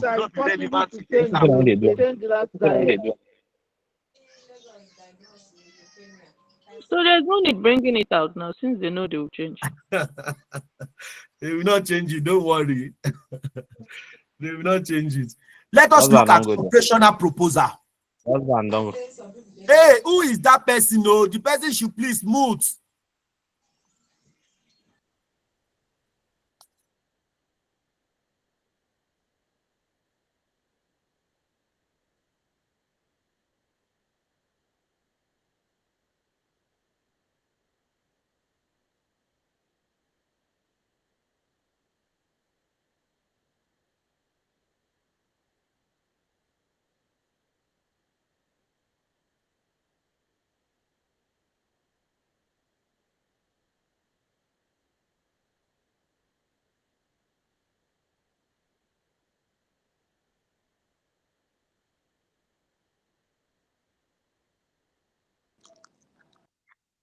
Yes, sir, you're muted.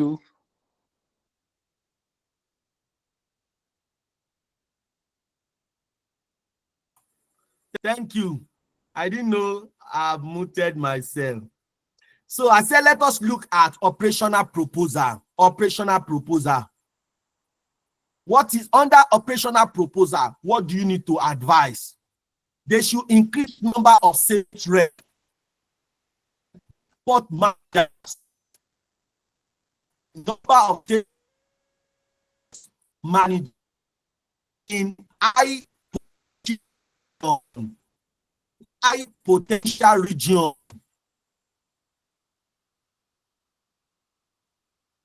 Hello, do you understand? Hello, No, do you sir, understand? your voice was breaking. You didn't. Or I didn't. It Hello, do was you breaking. understand? No, Yes, we didn't yes, hear go you. It ahead. was Yes, breaking. yes, go ahead. It was breaking. Hello, can you hear me now? Is it better now? Yes, yes, Yes, I, sir. yes. Thank you. It's okay. No. Look at this point. Thank you. We can Look hear at this you. point. Thank you. Under Exhibit 4, page 11, look at paragraph 2. Paragraph 2. He said DEFCON has its factory in 3 locations across the country: Ikeja, Port Harcourt, and Kaduna. However, it has depots in each state of the capital in the country, from where its distributor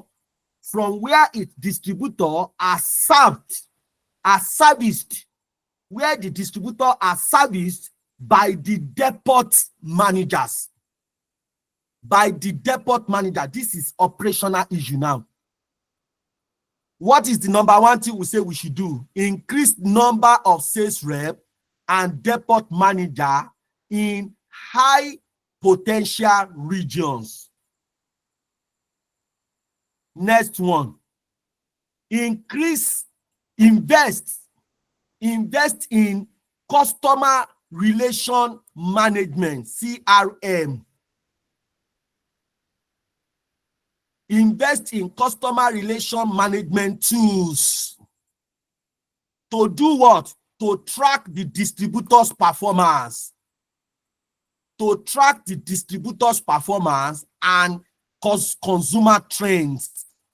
You cannot track this one manually. You need a software.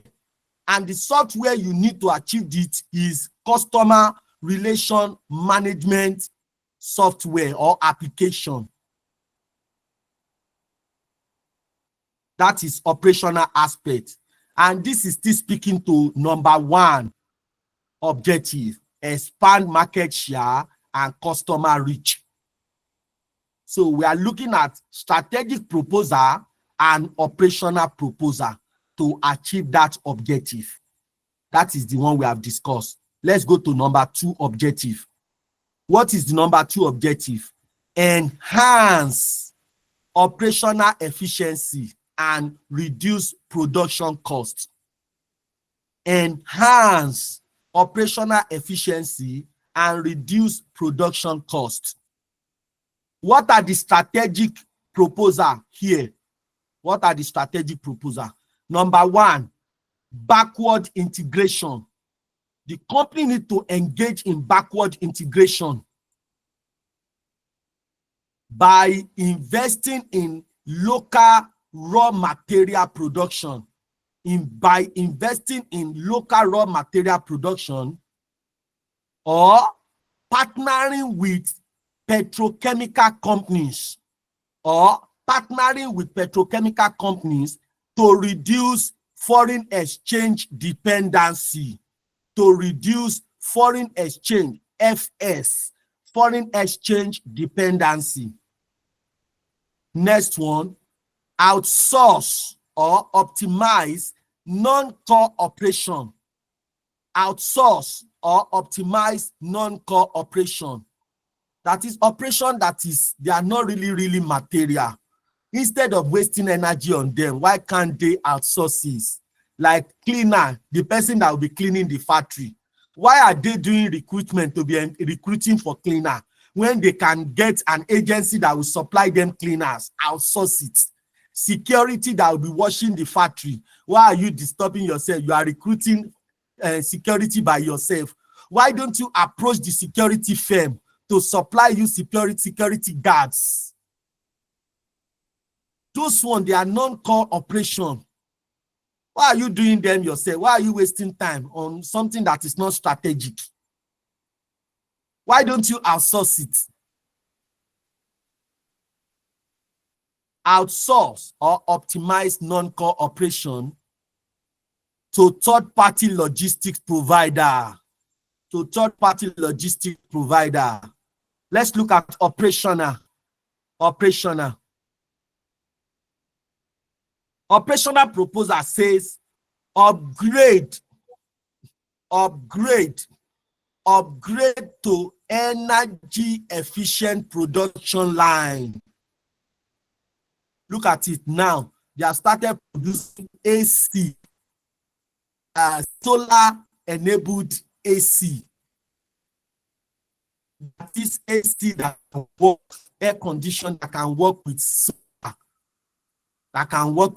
inverter AC, inverter television, that you don't need stabilizer.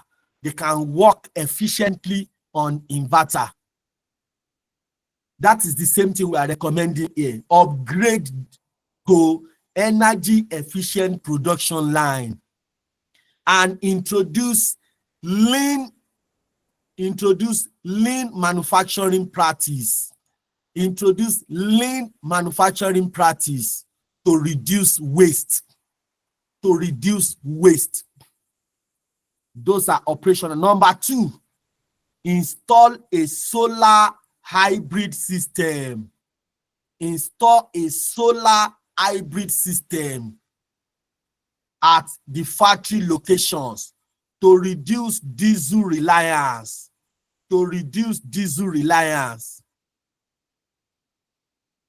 Let's look at number 3 objective. Improve environmental sustainability. So the thing I'm going to show you is how to prepare a sustainability report. It's towards the tail end of the, because it is in the new syllabus. And our last class, I was just mentioning as if I was a wizard. As if I'm a wizard. I was just mentioning in our last class, at the live class before this precinct, that ICAN has changed syllabus. Those new topics they have included in the new syllabus, they might start to test it, starting from this diet, as if I knew, as if I was reading their mind. When I saw the precinct, exactly what is happening. Exactly what is in the precinct. Sustainability is one of the new things they have introduced, included in the new syllabus. When I saw the precinct, I begin to see sustainability. There was a place they put there that you prepare sustainability reports. You must learn how to prepare sustainability report. You must not get to the exam. They will now bring it out. You are wondering, how do I prepare sustainability report? You must learn it. You must learn it, how to go about it. You must see how to go about it. What is the number 3 objective? Improve environmental sustainability. What is the strategic proposal? Launch a green product line. What do we mean by a green product line? Biodegradable diapers and organic sanitary pad. Launch it. None of the competitors are doing it at the moment. Based on the question, they say you launch it. Launch a green product line, a biodegradable diapers and organic sanitary pads. Number 2, publish an annual, look at it, publish an annual sustainability report. Publish an annual sustainability report to communicate ESG impact. What is the meaning of ESG? Environmental, social, and governance. Environmental, social, and governance impact to investors and stakeholders. To investors and stakeholders. Publish an annual sustainability report. What are the operational proposals? Implement waste recycling program and eco-friendly packaging initiatives. Implement waste recycling program and eco-friendly packaging initiatives. Next one, partner with research institution to develop locally sourced biodegradable material. Why do you need biodegradable material? You need it to produce diapers and sanitary pad. Partner with research institutes. Partner with research institutions to develop locally sourced biodegradable. To develop locally sourced. Hello, are we together? Hello? Yes, sir. Yes, sir. Yes, sir. Thank you very much. I want to know that you are there. Let's move to number 4. Number 4 objectives. Improve profitability and strengthen financial stability. Improve profitability and strengthen financial stability.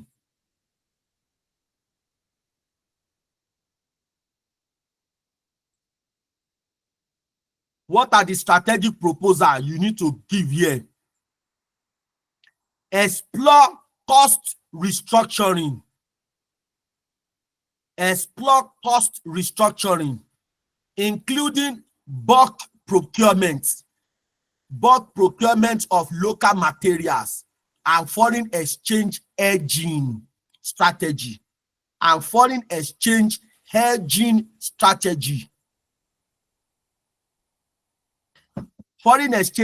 is talking about a situation where there is a particular material that you normally buy in dollar. Let's assume that material, but you will need to start buying in December 2026. You will need to start buying the material in December 2026. This is 25, sorry, May. Now approach your vendor. I will need so quantity of this material. How much? You agree the price. You make the deposit. And maybe the vendor, because they are a foreign vendor, they only need you to make 20% deposit. Once you have made 20% deposit, you are, even if they don't start it, they will lock it down for you. That is called FX hedging. Even if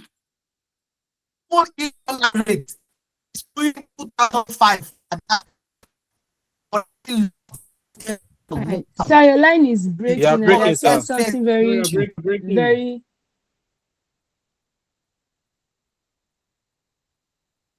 Hello, can you hear me now? Yes, sir. You're breaking. Yes, sir. We lost you. We lost you where you said where the company allows for 20% deposits. That was where your line started breaking, sir. Okay, thank you very much. Thank you very much. So what I was saying is that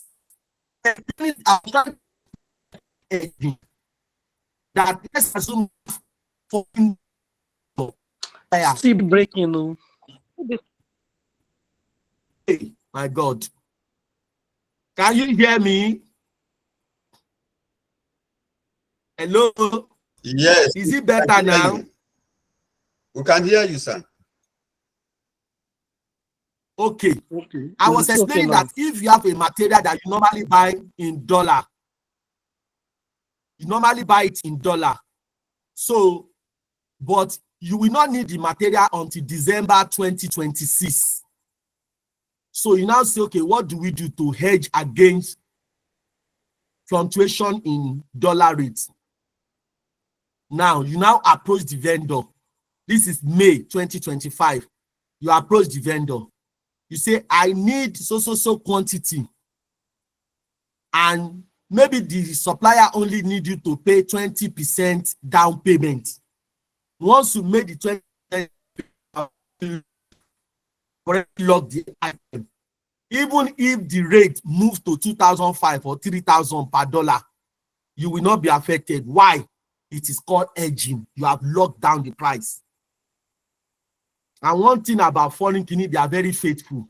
Once you keep to the term that, oh, pay 20%, you have the product. Even if they have not supplied you, you have already locked it down.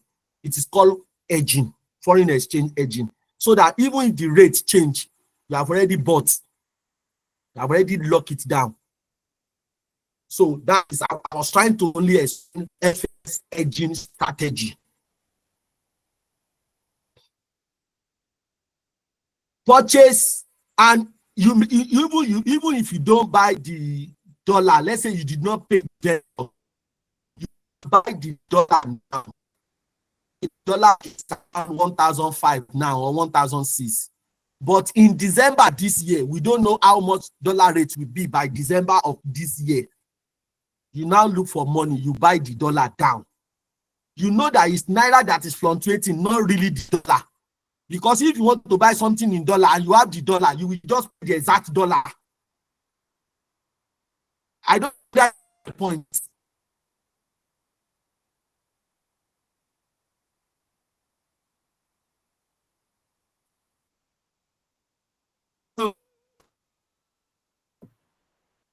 Hello? You're breaking again. Yeah, breaking it again, sir. Did you get my point now? No, sir, you're breaking. We couldn't hear you, sir. No, sir. Hey, No, sir. God.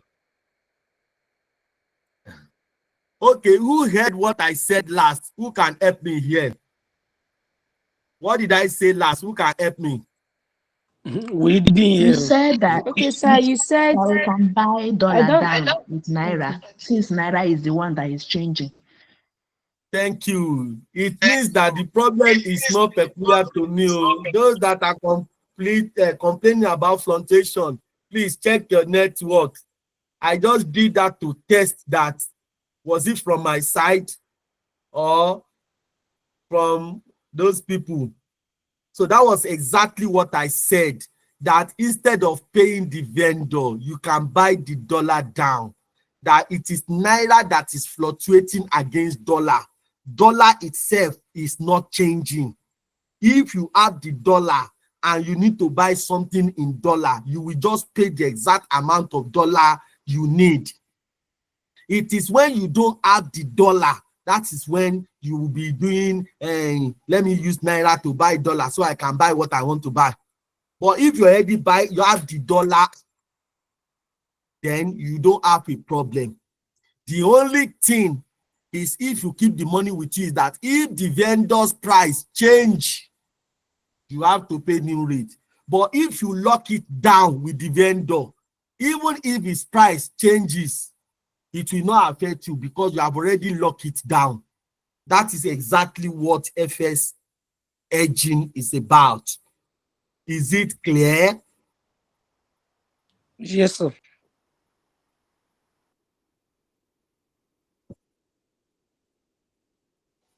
Thank you, Nathaniel. Nathaniel gave me a thumb up. Thank you. Pursue green or impact investment funding.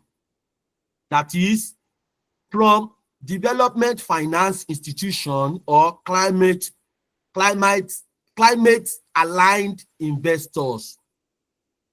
So pursue green or impact investment funding.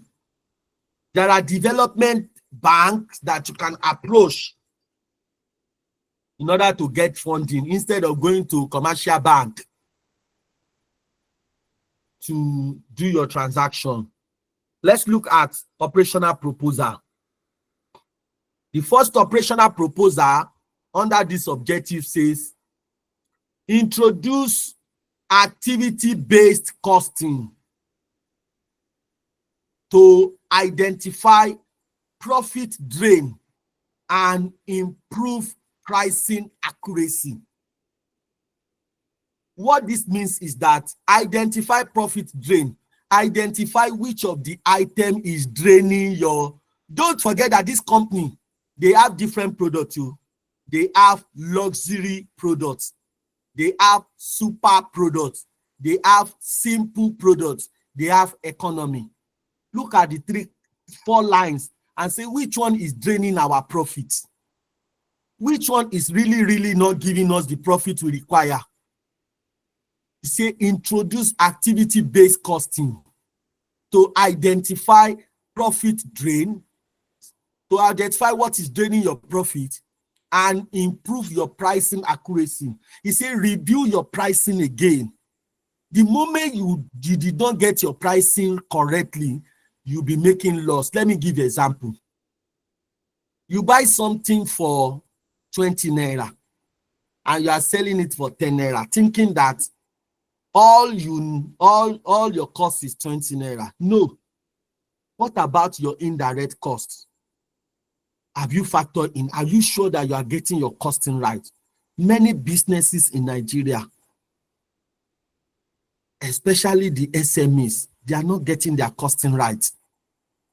Some are making huge profits.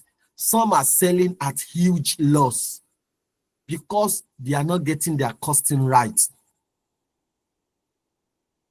But let's not go there. Let me focus on this thing. Our journey is still far.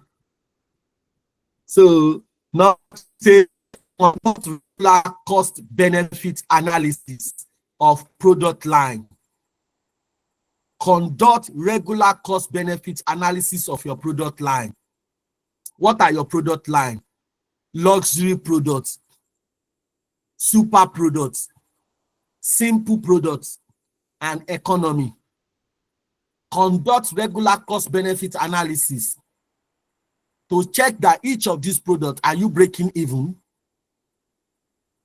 Are you breaking even or you're actually making loss? He said, and depot performance. He said, don't just open depots. Look at the depot performance. At the depots, are they meeting up their targets?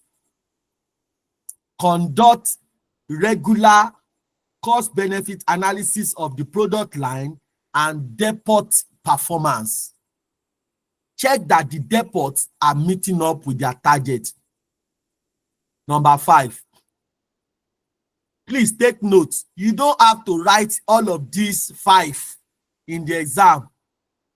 You can decide to write 3. If you are a fast writer, you can write the entire 5. If you are a fast writer, write the entire 5. It will fetch more mark because all of the 5 are relevant.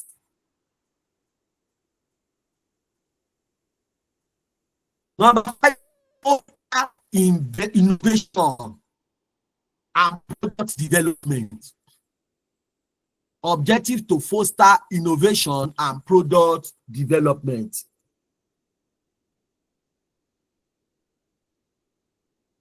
What are the strategic proposal? Number 1, set up a product innovation and sustainability lab.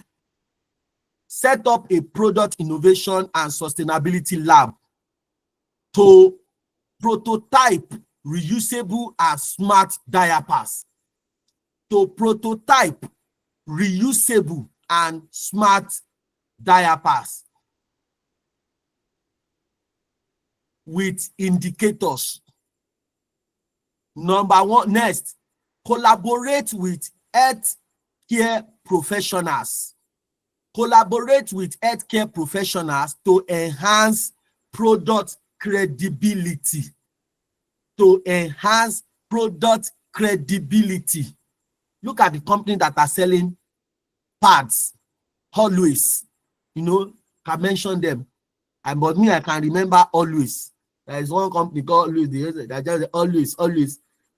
Are you getting me? I don't use pad words. I just hear it when I go to market. I always, wow. You know, they just say it. But so this thing is saying that collaborate with healthcare professional to enhance product credibility. What are the operational proposals? Train staff and brand managers in design thinking. Train staff and brand managers in design thinking and agility. Train staff and brand managers in design thinking and agile innovation method. Design thinking and agile innovation method. Operational proposal. Host periodic focus group. Host periodic focus group and product testing sections to gather consumer feedback. To gather consumer feedback. Host periodic focus group and product testing section to gather consumer feedbacks.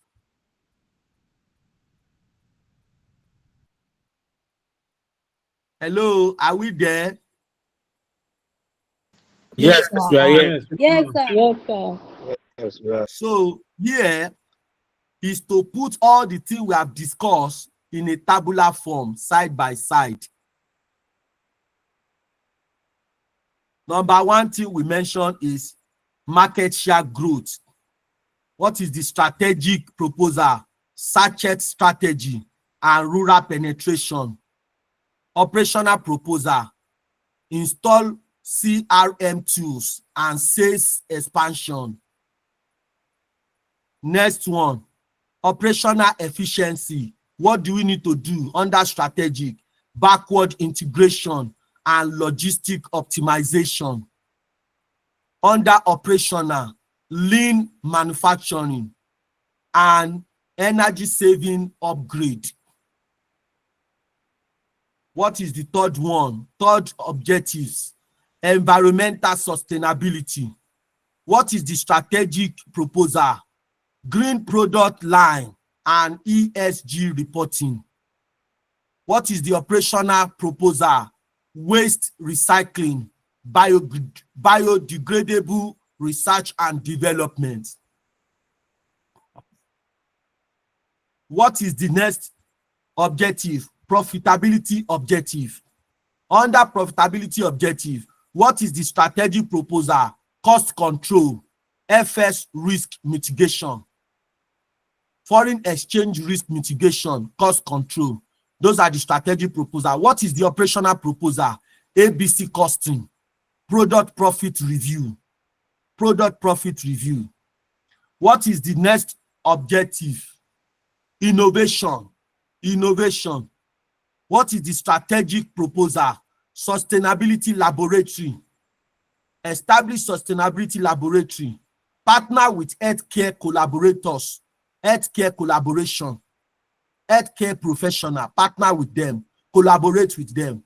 What are the operational proposal? Design thinking. Thinking with a design in mind. What is another one? Consumer feedback system. Create a consumer feedback system. That is the summary of everything we have discussed. We move to next one. Business and financial model that are applicable to DIFCON business analysis. Business and financial model that are applicable. I know somebody will ask me, sir, what are the model that we can use? Before somebody will ask me about the model that we can use, I want to discuss the model by myself now. We are going to be looking at, based on the information they have given us, what are the model that are applicable to DIFCON business model, the model that the business is having. Based on the information provided, what are the things that, what are the model that we can use, both business model and financial model. Let's look at them.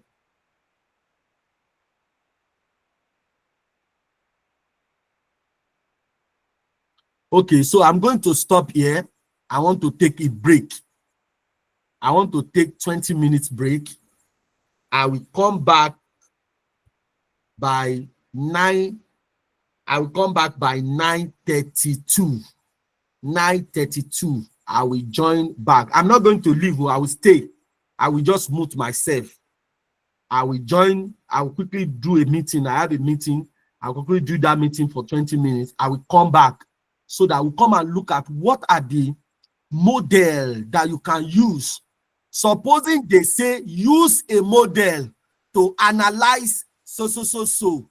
What are all the possible models that are applicable to this case study?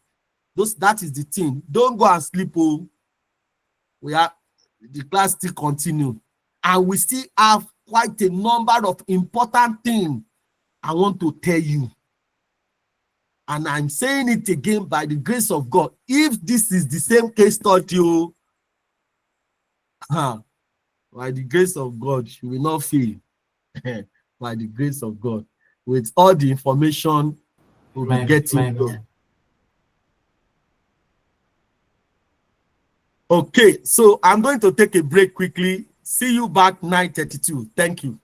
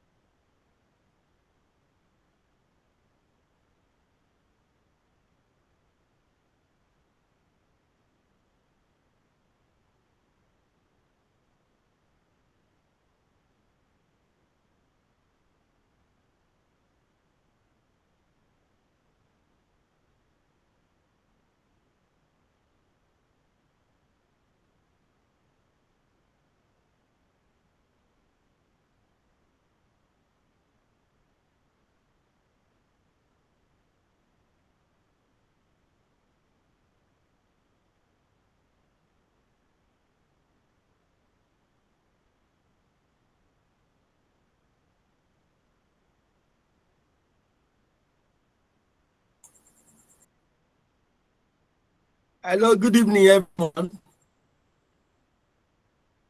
Hello. Good evening, everyone. Good evening, sir. Okay. Good evening, sir. We're here, sir. Good evening. Everybody has gone. No, we only have 25 people left. We are here, sir. Yeah, we're going back. Okay. So far this week, this month, thank you for all your phone calls. Please accept my thanks in the name of Jesus.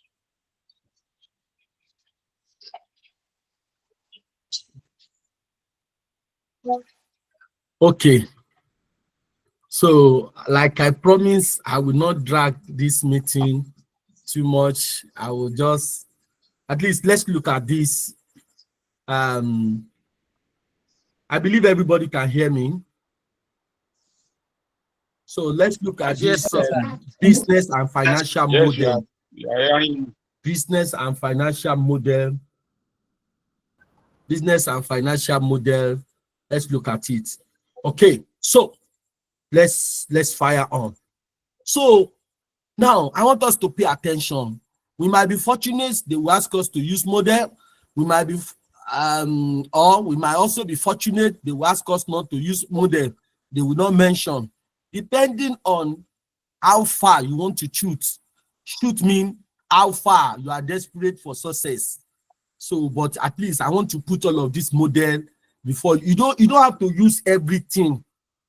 They are just possible model and how it affect the case study. That's the one I'll be showing you, just all the model and how it affect the case study. So now let me start. We are starting with PESTEL. PESTEL. PESTEL is, it's an acronym for political, economic, social, technological, legal, and environmental. Now, environmental is relevant here because of sustainability. Now, the first one is talking about how, if you look at, the question is that, Mr. Taiwo, how do you know we are supposed to use PESTEL? How? Tell me, what have you seen in the case study that indicates or that is a pointer to using PESTEL? Now, to be sincere, if you look at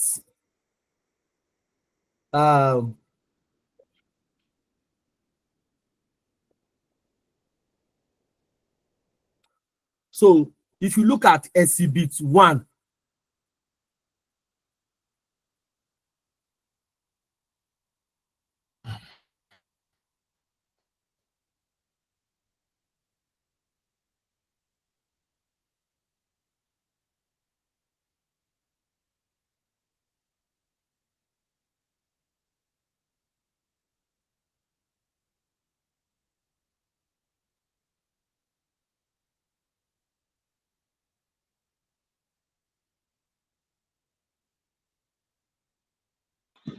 Hello, sir, you are muted.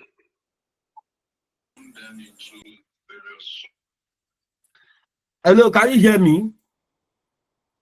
Yes, we can hear you now. So, we can hear you what now. are the pointer? If you look at it, look at exhibit 1, page 4. Bullet point number 1, 2, 3, 4, 5. Bullet point number 5. It says analyzing the company's internal and external business environment.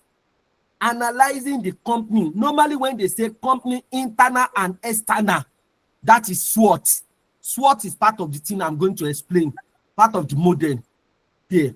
But they say external business environment, advising the board on the company's strengths and weakness. That is a pointer to SWOT compared to competitors and opportunities and threats.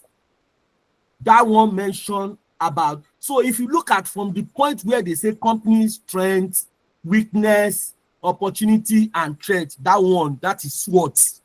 SWOT. That one has clarified SWOT, that you may be required for SWOT. Another thing, examiner may put this thing this way: to divert students to focus on SWOT and not focus on other relevant model. They may deliberately put it so that everybody will go and be calculating SWOT. Sometimes they do it like that so that, you know, that sometimes I can't like to say, yes, we are ICAN, we are Baba. They like to divert attention so that they will just come from another angle. They like to make the exam a surprise, and really, that is one of our pride in ICAN. ICAN like surprises. They will just like, let's come from another angle. Let's surprise them. That is pride of ICAN. That's why when you qualify, you will be proud, small.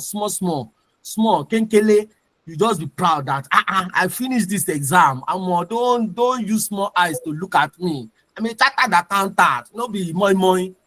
You know, that thing is there. So what are we saying? What we are saying is that if you look at other factors, let me show you other factors where so from the point where they mentioned external business environment, yes, we will need to. So, but let's look at other things. Let me see.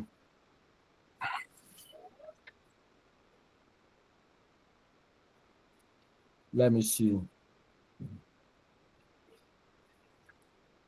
see. Now, even all the things they were talking about under this business environment, I want to see what other thing. I think it's under opportunity and threat. So if you look at what is under exhibit 3 and exhibit 3 and this exhibit 2 and 3, they are also, so when I start explaining, you understand. So exhibit 2, exhibit 3, exhibit 1, from some of the things they mentioned there, it points to we might likely be required to compute pestel. Also, under exhibit 1, page 4, if you look at the last paragraph, it says carrying out this responsibility effectively, it demands that you keep yourself abreast of the development in accounting and taxation space and the business environment, both nationally and internationally. I'm coming to that aspect. We're going to look at that aspect. So to save time, so we're going to look at pestel. So pestel is not impossible. So, but supposing you want to use pestel, what are the things you should talk about?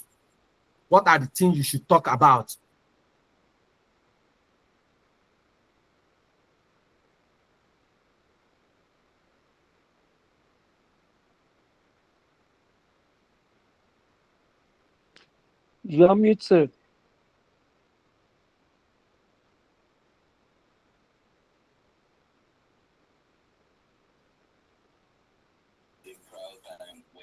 So let's start with pestel. Pestel here, it will be looking at, it said this, the purpose of using pestel here,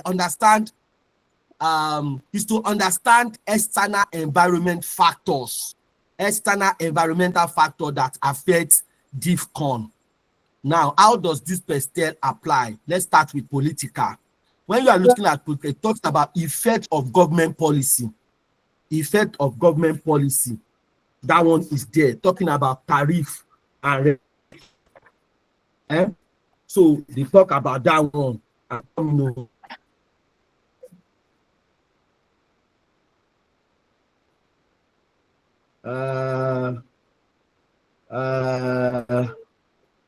A minute.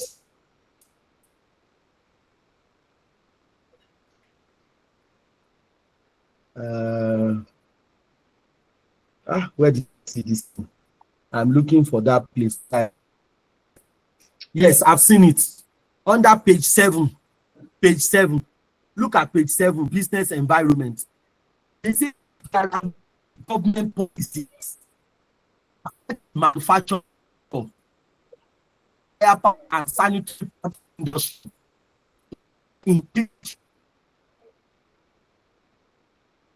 industry, in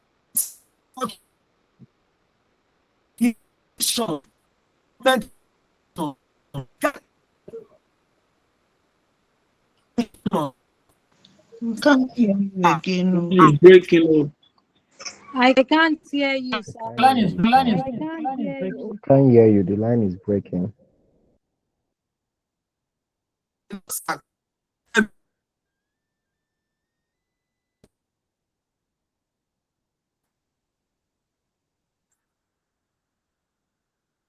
Hello.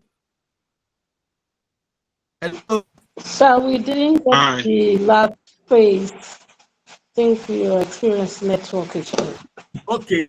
What I was saying, I was reading page 7. If you are 7, I'm reading this 7. It's 7. It's 7.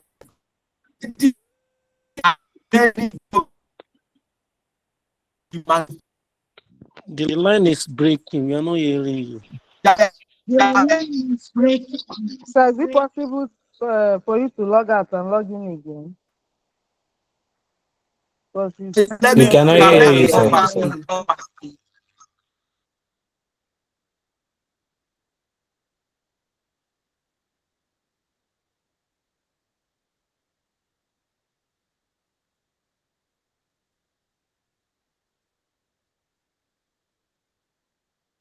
Process in at the various subcommittee level.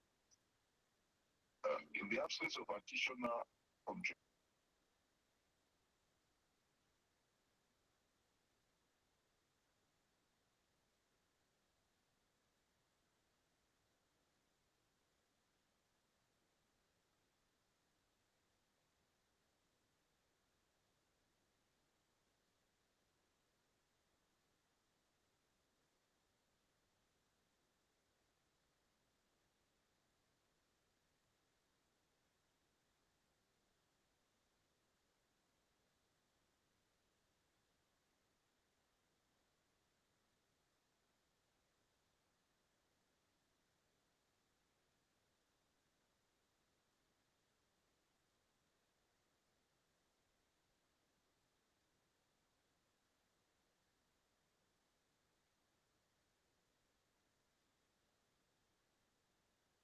Hello, can you hear me?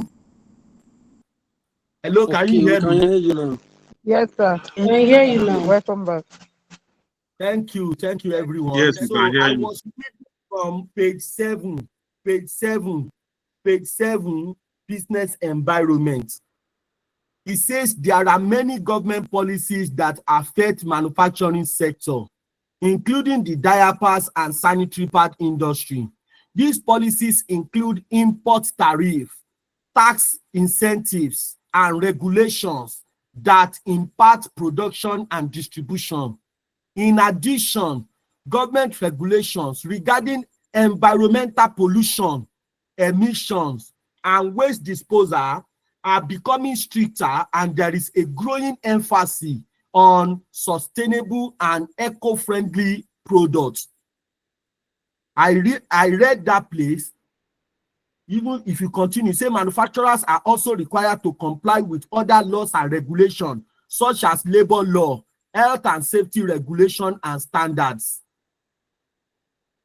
So that is what we talk about under political. Political says effective effects of, under political, you'll be talking about effects of government policies, e.g. tariffs and regulations.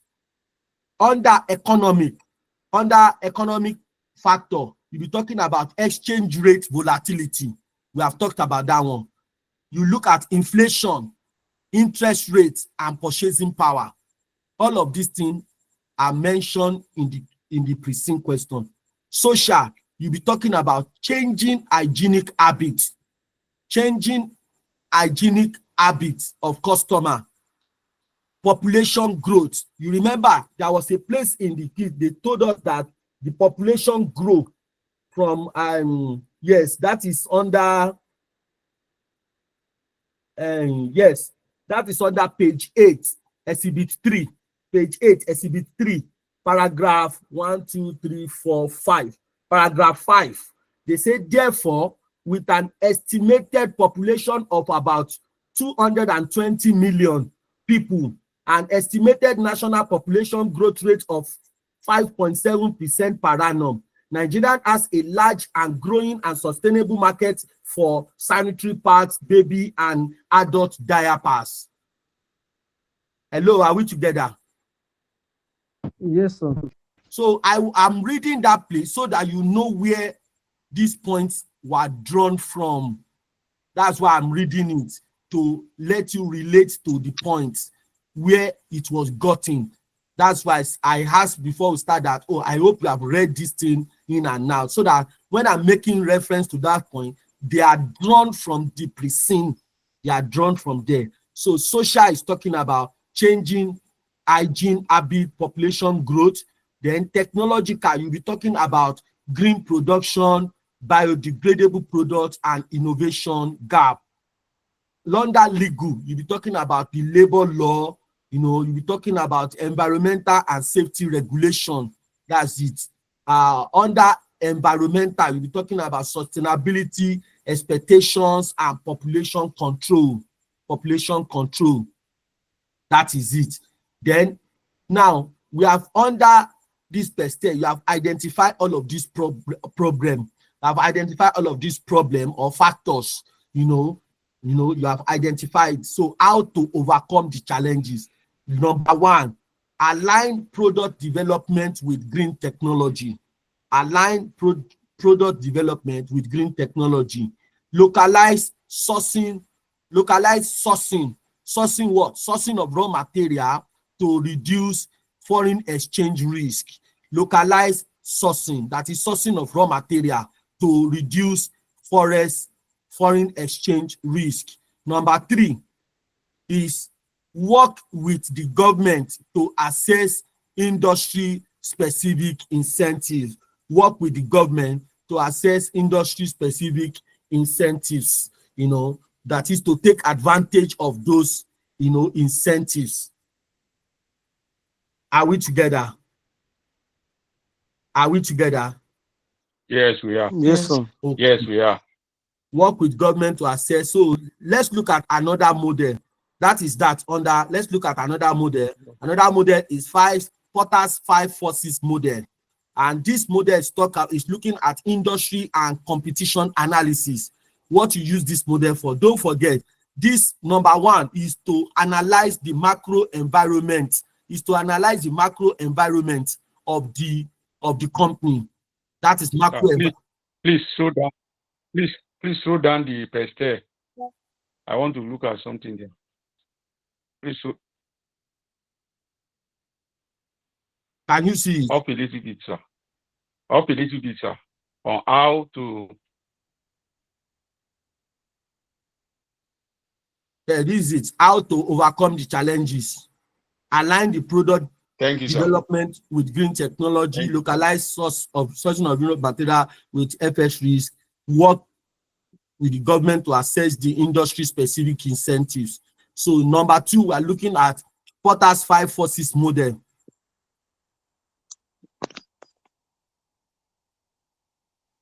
By looking at Porter's 5 forces model. Porter's 5 forces model. What is the purpose of using this model? This model is analyzing the industry and the competition in the industry. If you are using this, that is what you are using it to analyze. What is the purpose? The purpose is to assess industry competitive and profitability potential.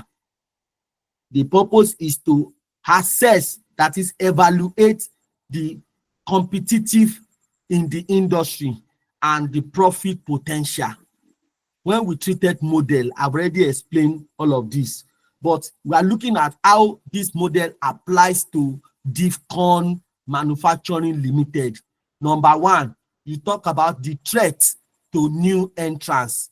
Threat to new entrants, that is, it is high. The threat is high. Looking at low entry barrier in sachet model. You understand? So low entry barrier in sachet model, that is, the market allow anybody to come in. So there is low entry barrier. No, next one talking about bargaining power of supplier. It is high. The bargaining power of supplier is high. 70% material are imported. This statement was mentioned in the question. 70% material are imported. Next one talk about bargaining power of buyers. It is high. The bargaining power of buyer are high. That is low customer loyalty and price sensitive. Customer are price sensitive. Then there is low customer loyalty. Customers are no longer loyal. They are looking for where to get the best price. Threat to substitute is another one. Threat to substitute, that is moderate to high. The degree here is moderate to high. That is talking about the cloth tissue. You know, they say some people are not using sanitary pad again. And they are using clothes to do their month-end business. Some are using tissue paper when they cannot afford the sanitary pad. They use tissue to do the business at the month end. So these are threats to substitute. Although it's not, but you know, they say the low income earner who cannot afford to buy the sanitary pad, they resort to use cloth. You know, even newborn baby.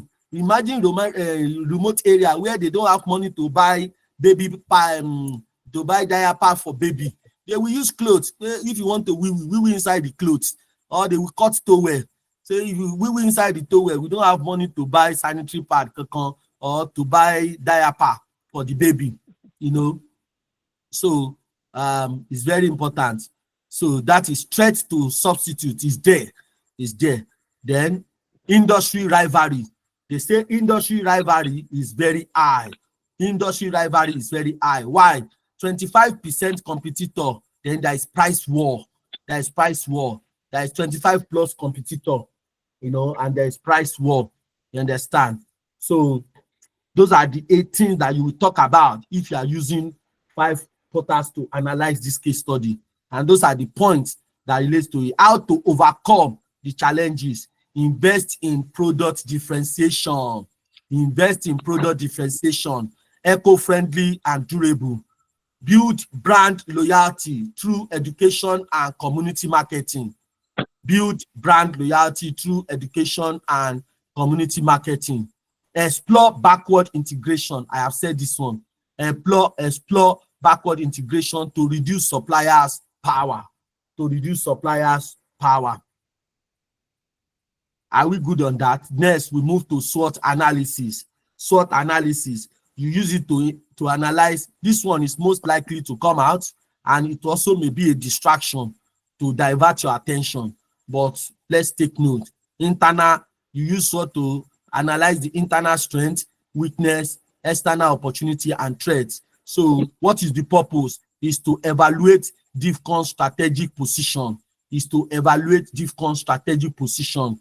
That is the purpose, essence of doing SWOT. You use it to evaluate DIFCON strategic position in the market. What are the key examples for DIFCON? Strengths, weaknesses, opportunity, and threat. What are the strengths? Established brand, national depot network. They have national depot network. What are the weakness? High import dependency is a weakness. Outdated technology. Outdated technology is a weakness. What are the opportunity? Rising population. The population is industry. They told us 5.7% growth of the population. The population is already on 220 million and it's still growing. You know, now, what are the other opportunity? Local production gap. There is local production gap in the industry. Take note of all this, because even when you are talking, you need to mention all of these strengths, weakness, you need to mention it. Then, what are the threats? High inflation, insecurity, FX volatility. These are the 3 major threats. High inflation, insecurity. There is insecurity. There is what? FX volatility. FX volatility. How to overcome these challenges? Leverage the strength. Leverage on the strength by expanding the production in underserved region. Leverage the strength that is leverage on the strength of the company by expanding production in unserved region, that is the market region that is not properly served. They look into that area. Next one is to mitigate the weakness. Mitigate against the weaknesses by, how do they mitigate against the weaknesses? Local sourcing and technology partnership. That is, they should look for a way to source for the material locally instead of importing them. And technology wise, they should partner with they should do partnership in order to use good technology to drive the business. So that is that. Let's look at another model that can be used, is value chain analysis. Value chain, or Porter's value chain. What is the purpose?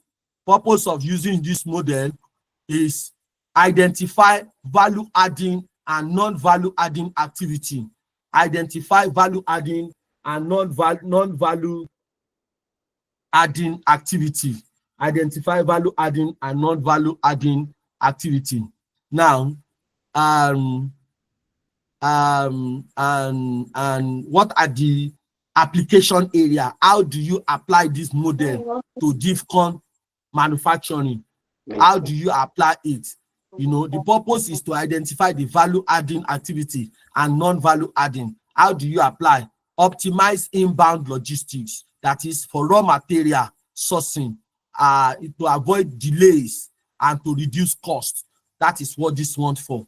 Improve operations. How do you do that? Power efficiency, modern machinery. They need to buy modern machinery. They need to look for alternative power supply that will make them to be efficient, that will make them more efficient,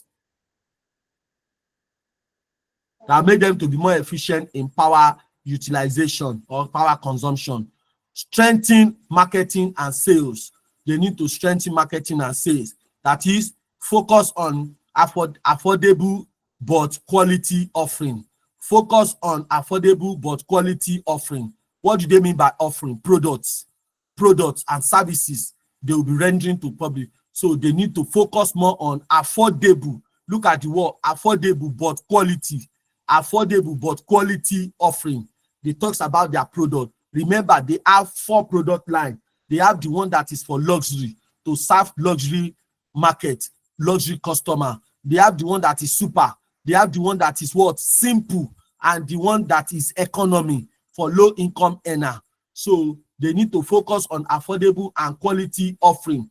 You know, enhance services, that is customer feedback. They need to work on customer feedback, get more feedback. They need to know which product line is driving our profits. They need to focus on sustainability education. They need to educate the society why the need for them not to use clothes and use tissue paper.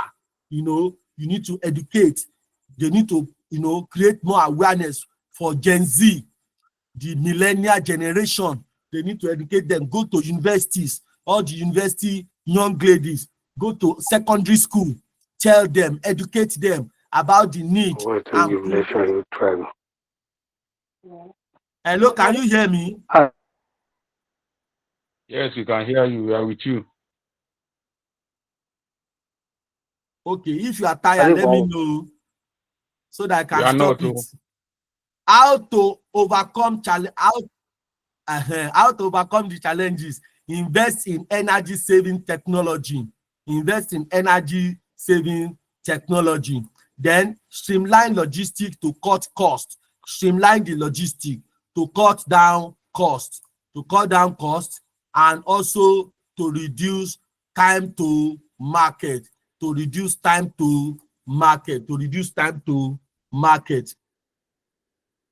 Like I said, you don't need to use all of this model. One is okay, that you think I understand this one, I can use it. Because this is a broader class, we are giving you everything, all the model and how to apply it and the purpose of using the model.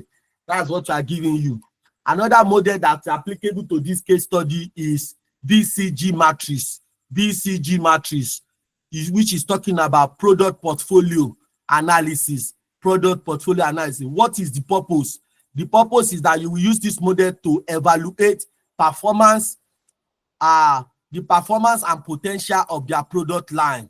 Performance and the potential of their product line. To evaluate the performance and potential of their product line. What are the product line? Luxury, super, simple, and economy. Don't forget. Now, look at the application. Talking about luxury product line could be a cash cow. When you are using this, is that luxury, it could be a cash cow. It could be a cash cow. Economic product line, it could be what? Possibly a question mark. A question mark that is growing but needs support. Growing market, but that it needs support. A simple product line that might be a dog. It might be a dog if demand is declining. It might be a dog if the fine. So all of these things, you know, they are terminology in BCG. They are common terminology in BCG. So in case you are hearing dog, where did I get it? Question mark. They are terminology in BCG model. So they all get meaning.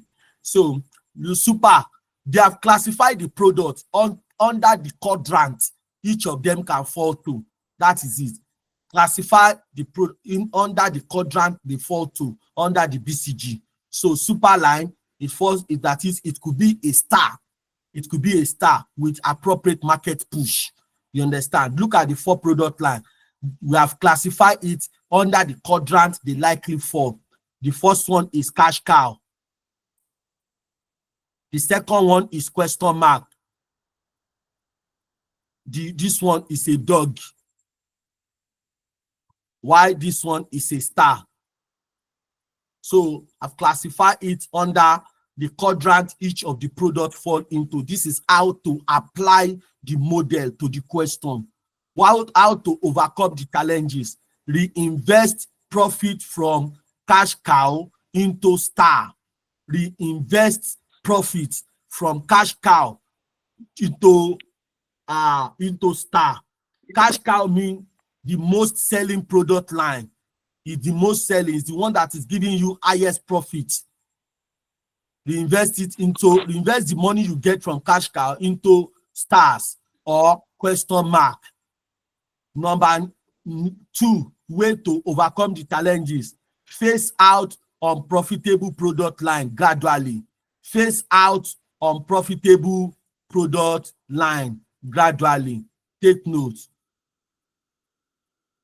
Now, so what you are saying, then looking at the financial model, this financial model, that is to quantify the financial health, and sustainability of the company. To quantify the financial health and sustainability. What are the model? I've mentioned it at the beginning.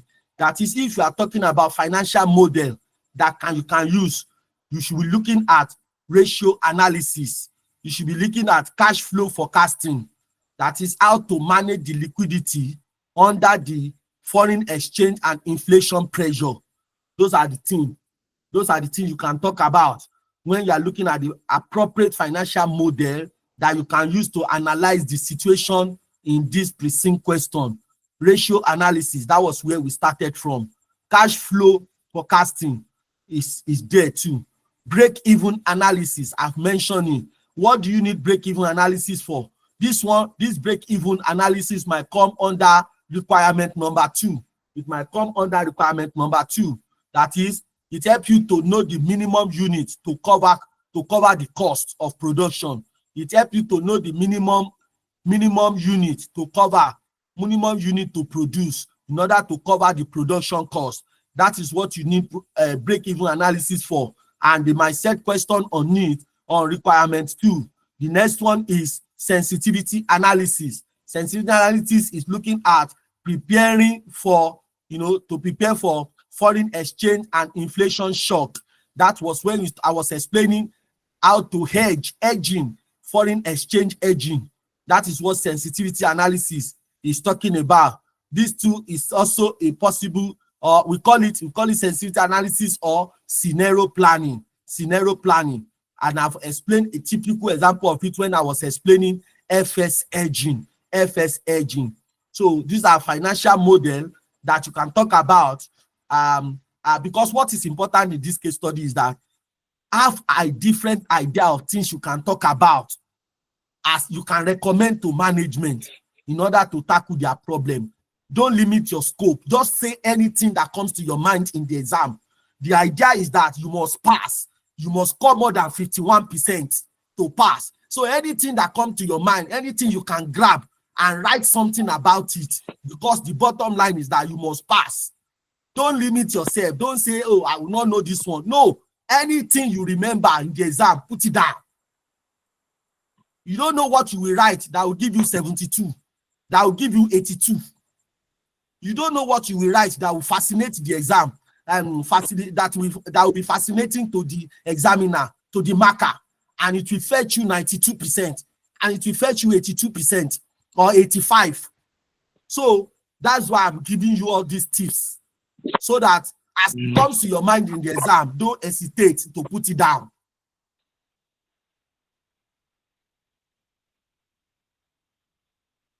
ASNOF matrix is another one, and this one talks about growth strategy. What do you use this for? Talking about how the company need to grow their strategy, explore growth strategy. That's what this one is talking about. And how do you apply it? How do you apply it to DIFCON? Application to DIFCON is number one, look at market penetration. Remember that we told that they must increase their market share, market penetration. What do they need? They need to improve the shares. They need to improve their market share through what? Aggressive promotion. Through aggressive promotion, sales promotion. You know, when they are going to schools, secondary school, to create awareness, they need to improve their market share. Through the present market share is 25%, and they need to grow the market share. How do they do it? Improve their market share through what? Aggressive promotion. Aggressive promotion. That is how you can apply this model. Number two, talk about product development. What do you need to do? They need to introduce biodegradable and reusable products. You understand? Some people, they don't like station that I will use diaper and I will throw it away because my baby has poo-poo inside.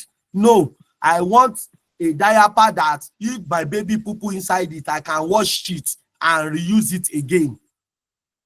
I don't want to throw it away. I don't have money to be buying diaper every day. That is what the recommendation, the company should look at, introducing a biodegradable and reusable product, that is a reusable diaper. You understand? It may not apply to sanitary pad, to be using one sanitary pad for 3 months. No, women may not be able to do that. But for baby, why can't we think outside the box? Why can't we look at a diaper that baby can use for 2-3 days before we throw it away? How many people have money to be buying diaper? That's why they resolve to use clothes and they use clothes and tissue paper. So the company should be thinking of developing product. This is under product development. Let's look at market development. Market development say target rural, and he said they should target what? They should target rural and semi-rural market. Understand? Go to villages in Akure, villages in Esauke, Kwara State, you know, all these states, in Abuja.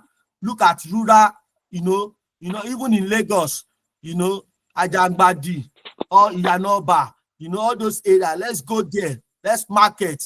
You understand? So those are rural, semi-urban market. They should exploit those areas that are civilized, but they are semi-civilized. Let's market all of these things. We have women in this environment. They still born baby there. Let's talk to them about the need. These are things. Just be practical in the exam. Be practical. Just be practical, and you are going to solve average, definitely. Diversification is another one. What are we talking about? Diversification. They need to explore adjacent market. They need to explore adjacent market, like wet wipes. Yes, wipes can be used for baby. Wet wipes you can use to clean baby bum bum, clean it, baby cares, you know, all of these things. adjacent. Those are the things that you should talk about under diversification. They should not only be talking about diaper. What about wipes? You understand? What about wipes? That they can use it to clean the diaper and reuse it. You understand? So these are options if you are looking at hands-off matrix. That is the growth strategy model. You understand? And you remember that one of the objectives, corporate objective, is what? To expand their market share. Based on the information that we are giving in the question, it is obvious that Diffcon Manufacturing Limited, they need to expand their market share. So this matrix is very important for you to note it very well, because it's a good point to explain, to drive home your points. It's a good point. And this strategy, there are things that you are familiar with: market penetration, product development, market development, diversification. And I just gave you example how to exploit adjacent market like wet wipes, baby care. You understand? How to overcome the problem, align with innovation. Align innovation with what? Sustainability goal. Align innovation with sustainability goal. Use government support and population trend to justify market expansion. You understand? Use government support, and population trends to justify market expansion. Don't just assume that, oh, we are already taking 50% of the market. How do you know? Go to Federal Bureau of Statistics or Federal Bureau of Information in Abuja, get information. Go online, get information. How many people are residing in Lagos? What is the percentage of the people are utilizing our products? Are we together? Yes, sir. Yes, sir. Yes, sir. Yes, sir. Yes, sir. But I want to ask question. Yes, sir. Yes, sir. Oh yeah, ask question quickly. Okay.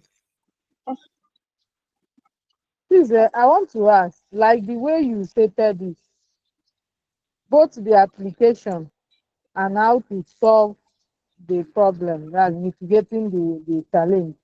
Two of them looks like recommendation, as in two of them looks like solution. I don't know if you understand me. Two of them look like solution. Yes, the application, for instance, they should go and do okay, using the last one, they should go and do aggressive marketing, for example, for people to know about their product. Then the challenge, how to solve the challenge, also looks like also a solution. So is this how we should, if we are applying the model, is that how we should apply, put it?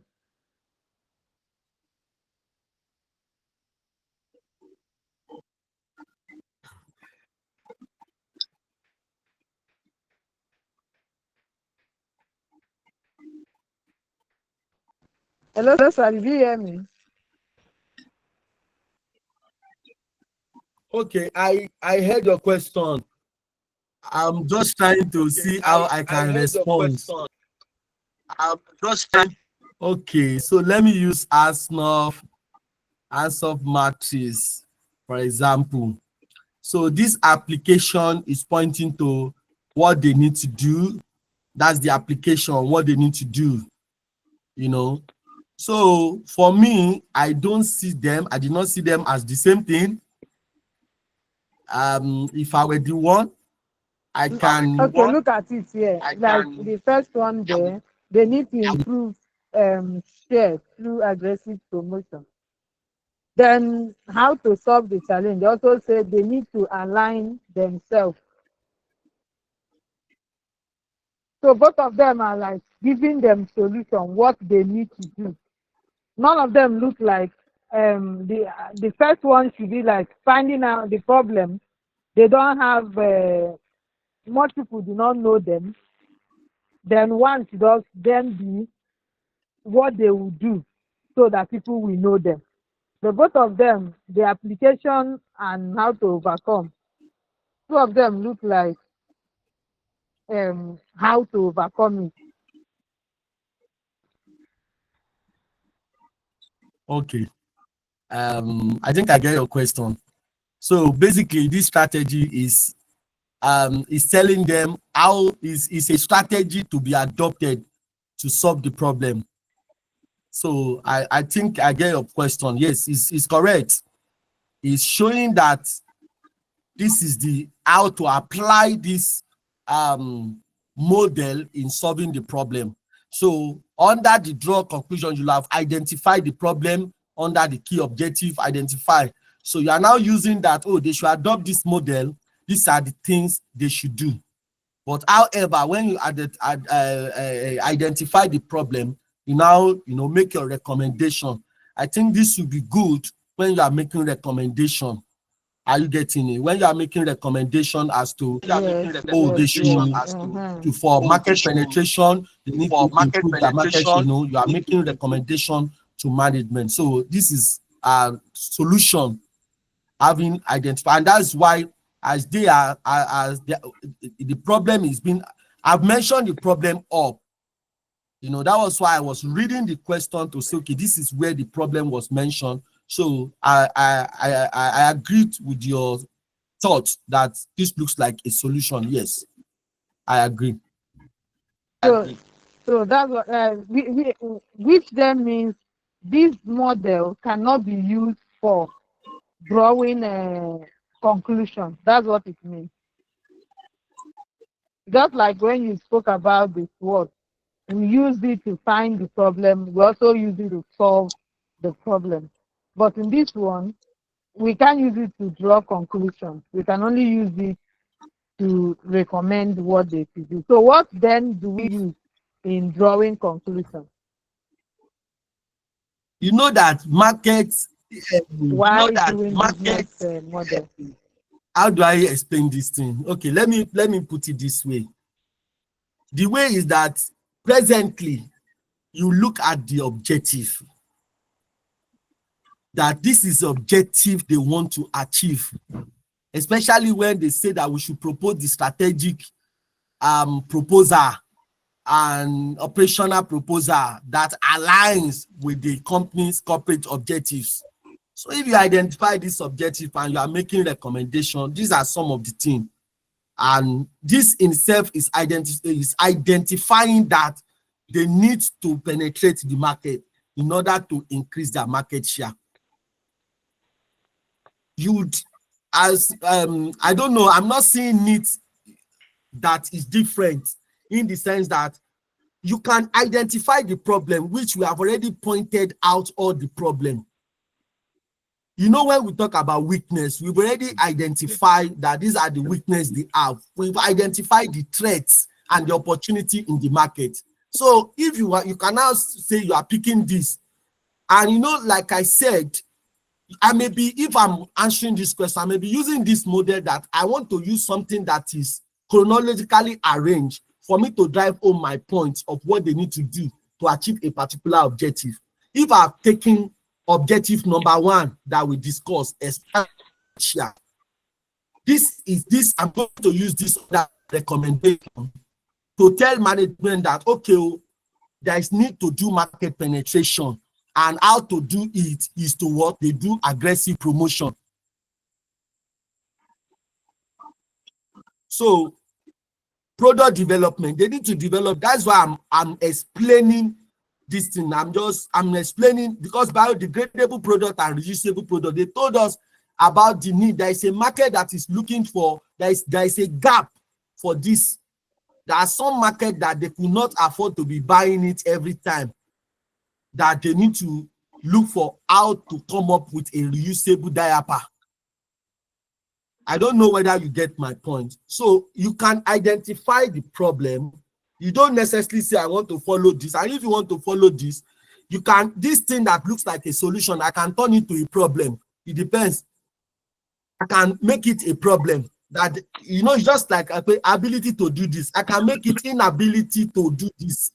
I can actually tweak the statement to become, I'm using it to identify a problem. And I can tweak it to make it look like a solution. It depends on what I want to achieve and where I want to use it. All na English. I can tweak it to look like a problem they are having. I can tweak it to look like a solution. But just to know where to apply it is what we are talking about here. That if you are talking about market penetration, this is what you should be talking about under it. If you are talking about product development, this is where it affects the business. Be sincere. You know that a statement, if I make a statement, I can twist a statement to become question. I don't know whether you get my analysis here. Hello, can you hear me? I don't know whether you get my analysis. There is no fit that's so you can tweak it to achieve what you want to achieve. You can tweak it to achieve what you want to use. But what is most important is when I'm talking about market development, what should I be talking about? What market, which area are they? You understand? So I can, this market development that is under development in so area. So they need to now develop, that is the I will put it that target rural and semi area. Because there are markets that have not been developed that was mentioned in the question. And that's what we are using this to achieve. Do you understand? It depends on you. We have mentioned SWOT. So if someone decides that, okay, I want to use SWOT and use this to talk about this objective, that's why I said that. We mentioned about 5 objectives. You don't have to use everything. If time allow you, you can write. If time did not allow you, you may want to limit it to 3 objectives out of what you have mentioned. You may want to limit it to 2 and explain it. You understand? So that is that. I don't know if my point is clear to you. Yes, sir. Okay, thank you. Okay, so last part of this is talking about to overcome challenges. That is the challenge you have mentioned, use government support and population trend to justify market expansion. You know, this is still focusing on that number 1 objective, expansion, that yes, we have identified. So what do you do? How do you have overcome? You say, you know, get government support where necessary, and you know, and population trend, you know, data or statistic information on population, what is trending in the market. And we have said that you can use influencer to know what is trending. They will tell you what is trending so that you can use it to increase your market, you know, expansion. Okay, so we'll move to this one. Let me see what is time. I promise this is already out there. Okay, I'm going to, I don't think I should. Okay, let me get our feedback. Let me get our feedback. So, give me everybody. Oh, that's it, 30. Good. Okay. In your hand.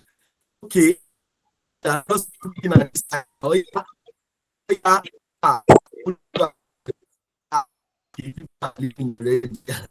You're breaking up. Okay. Sorry, I can't hear you. We can't hear you, sir. We are not hearing you, sir. Your line is breaking. I'm breaking, sir. Hello. Okay. Okay, sir. I can hear you now. Your question.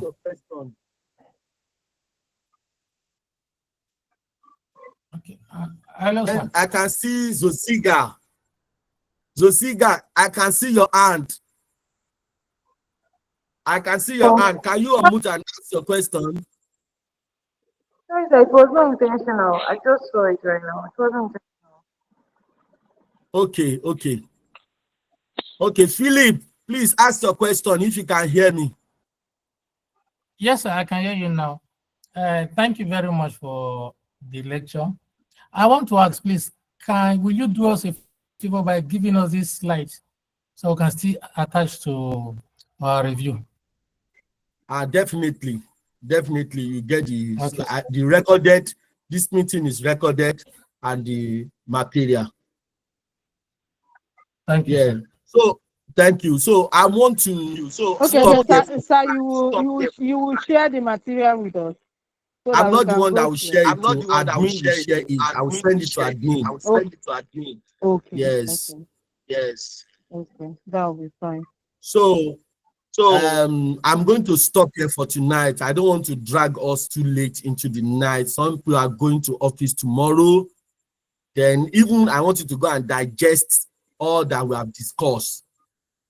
Yes, Olawale, you want to ask question? Olawale, please ask your question. Okay. Hello, sir. The last time I joined this class, I told you that most of the time that the class was being held, it's either I will be on my way coming back from work.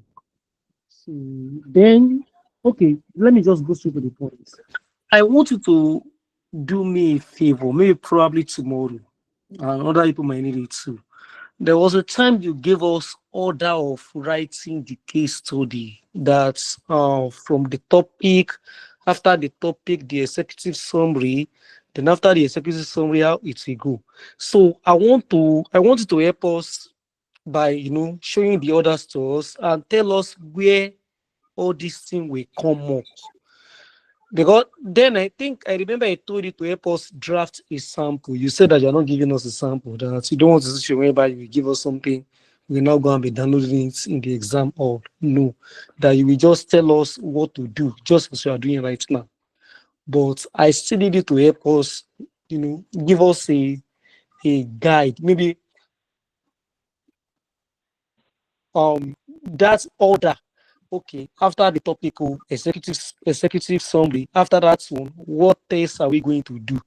Though I still remember that you told us to leave a page for the executive summary. We know we will leave a page for that one. But what are we going to do? How are we going to arrange it? All these things you told us now, where are they coming from? And where are we going to put them in that write-up? Okay. Thank you very much. Thank you very much. Okay. Before I answer your question, okay, Angela, you are raising your hand. Please unmute yourself and ask your question, Angela. Sir, my contribution here is an observation based on the exhibit 1. They say that I'm Matthew Idemudia and I'm employed by this DEFCON, and these are my responsibilities. So I am looking at these responsibilities as normal work I usually do in the office for the DEFCON manufacturing. So I'm looking at it as if that these are not actually the requirement that I'm going to see in unseen. Maybe as these are my functions, they may pick 1 or 2 or 3 things, combining as requirement 1 and 2. So that's why the way I'm looking at it. But the way you are explaining it means all these functions are what we are going to perform in all. So I don't know. I have a kind of mix up. Okay, thank you very much, Angela. Before Angela, you remember that first thing in the office, they will give you your job functions. Or at the beginning of the year, they will set things that you are going to be doing. What will be your job functions? Then from the job functions, they will coin out what will represent your KPI, key performance indicator. It's your job function, your job roles, your assigned tasks. That is where they will use, that's what they will use to come up with your key performance indicator, KPI. And it is on that basis of your KPI, you will be assessed whether you perform during appraisal. You will be assessed whether you perform or not. Because we don't have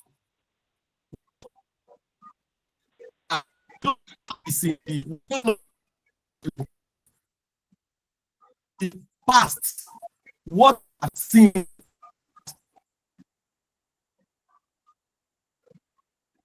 so requirement based on the information we have, each of this job function what would be the there is nothing else to use than to use the job responsibility. Because if they will now call out a requirement, it will be drawn out from what they have said to us in the body of the question, in line with what is your responsibility. And you know, we've been doing this diet in, diet out. We have seen it play out, that you can actually extrapolate, predict, or preempt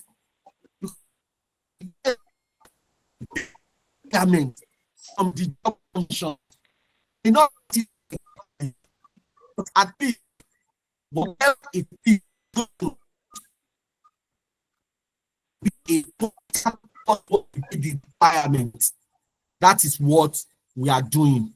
No matter what they will say, the requirements and the additional information is to still be surrounding this thing that we are discussing. That is that. Let me, before I will take I can see Gia, or sorry if I didn't pronounce your name, I think Dr. So before I will take your question, let me quickly answer Olawale. Now,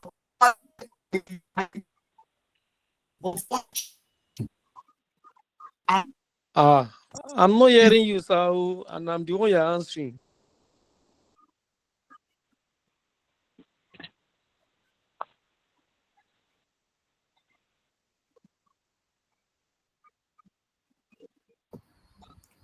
I can't hear you. Hello. Hi. I can hear you now. The network. I can hear that day. I don't know. Maybe it's my network, but I can hear. I want you to confirm. Olawale, can you hear me? I can hear you now. Yes, we can hear you now. Okay, so what I was explaining in responding to your question, I will still show it maybe tomorrow. I'm going to show, I've already given everything that this is how the main report will be. This is where to start from cover page, how you need to write your cover page, how if it is an internal memo, I will show that thing again. And the step, but last class, I like what somebody did. Somebody said I should please go back to that place. He noted down that step by step. So I have already given what you should be, what is the first thing, everything, starting from cover page. The question is that this is an internal memo. This is informal report. Do you need cover page? No. The cover page you need here is in form of the cover page that I explained before was if it is a formal report. The one you will need there is in form of internal memo. Internal memo, like email. When you are writing email, what is it that is normally in your email? The person, the email address of the person you are sending to, your own email address, the subject, the date, normal. It will still have that. Now, even from the study pack, ICAN study pack, there is a step-by-step, the flow, which I have already shared. This is how this report will follow. Now, in the template I shared, I also shared that there is a key findings. You need to identify what are the key problems. I shared it. I discussed it in the class. Because I know that if I keep going back to what you have discussed, we will not be able to discuss new things. That is number one. But, you know, for the last class tomorrow, I can now share that, okay, this is what I have shared. This is where to apply this one. This is where to apply this one. This is where to apply this one. So that I will show tomorrow. I will go back to the template. I will now begin to make reference to this thing. I have said that this thing we said, please use it here, use it here, use it here. You understand? So no problem. I've noted that. Let me allow Doc. Is it Doc? Question is raising. Okay, good evening all. And thank you, Mr. Tayo. You're welcome. My question is about this BCG matrix, sir. I need explanation on it. I understand that BCG matrix talk about the market share and the market growth. Now, I can observe that in the pre-scene, we have market share. So, if market growth is not given in the unseen, how can we present this, or how can we analyze using BCG? Thank you, sir. Hey, let me get your question.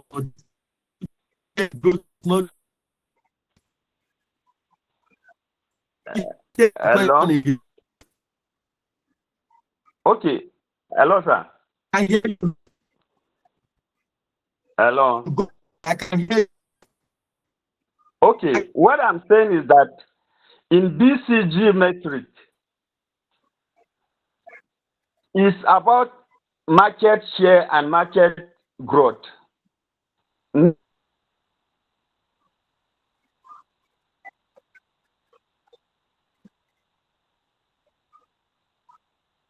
Limited.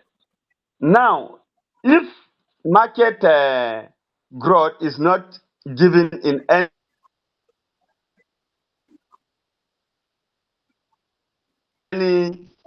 any way, or maybe in the unseen, how can we still analyze it using BCG? That's my question. I don't know whether you understand it.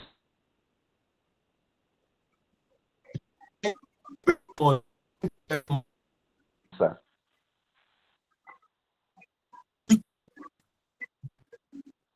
Hello. Network. Hello.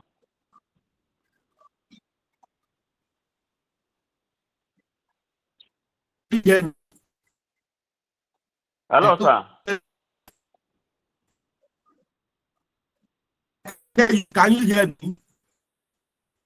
Okay, I can hear you. Hello, can you hear me? Yes, I can hear you, sir. Okay. So, number one, you don't compulsorily have to use BCG. It depends on what the requirement asks you to do. This BCG may be asked under requirement too, and it may not be asked. Where that if the question requires that you need to carry out analysis of the product, that is when BCG will need to be used. And this is the way you will use it. Especially, you are using it to analyze the product. If the question did not come in the area of analyzing the products, there are so much other things you can talk about without analyzing the products. There are so many other things you can talk about without analyzing. But if the question comes in the direction of analyzing the product, then because BCG matrix is used for product portfolio analysis, that is, product portfolio is just like you have share portfolio.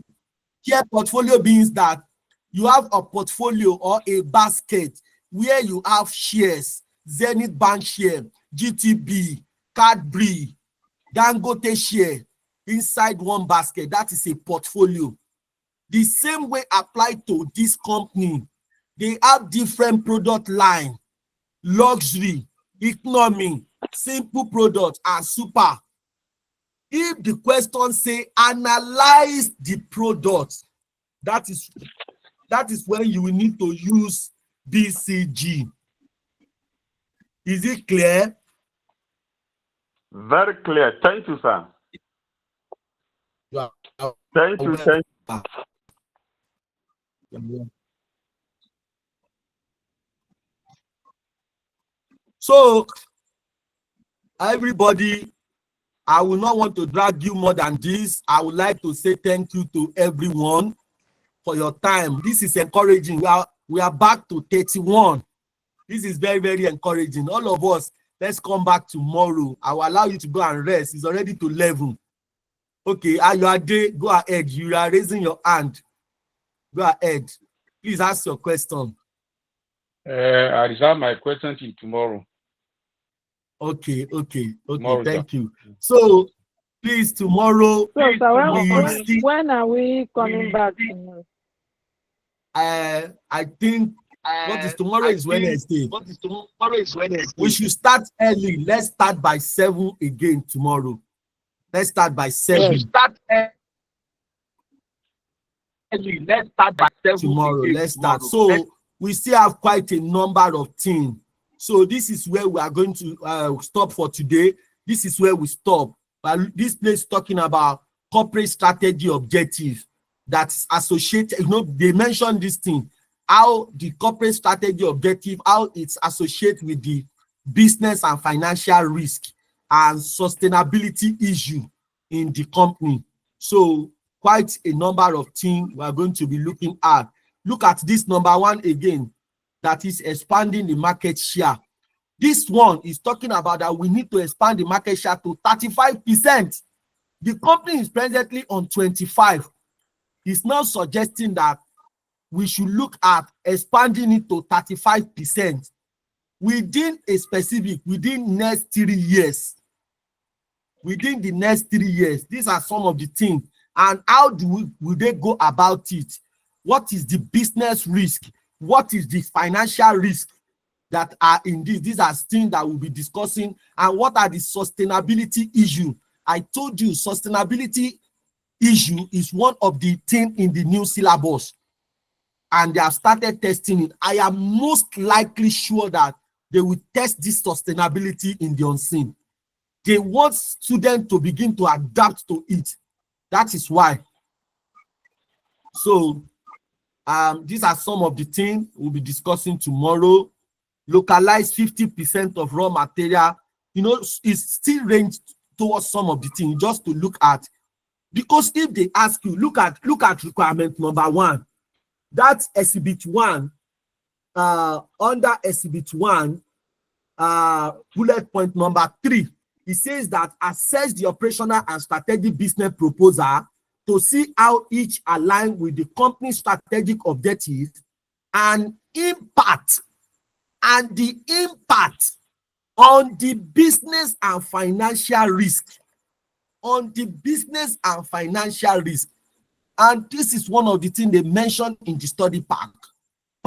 Carrying out data analysis, you must talk about business and financial risk, especially when the data in the financial statement, that is the balance sheet, if the company has loan in the body or in their capital structure, you must talk about financial risk.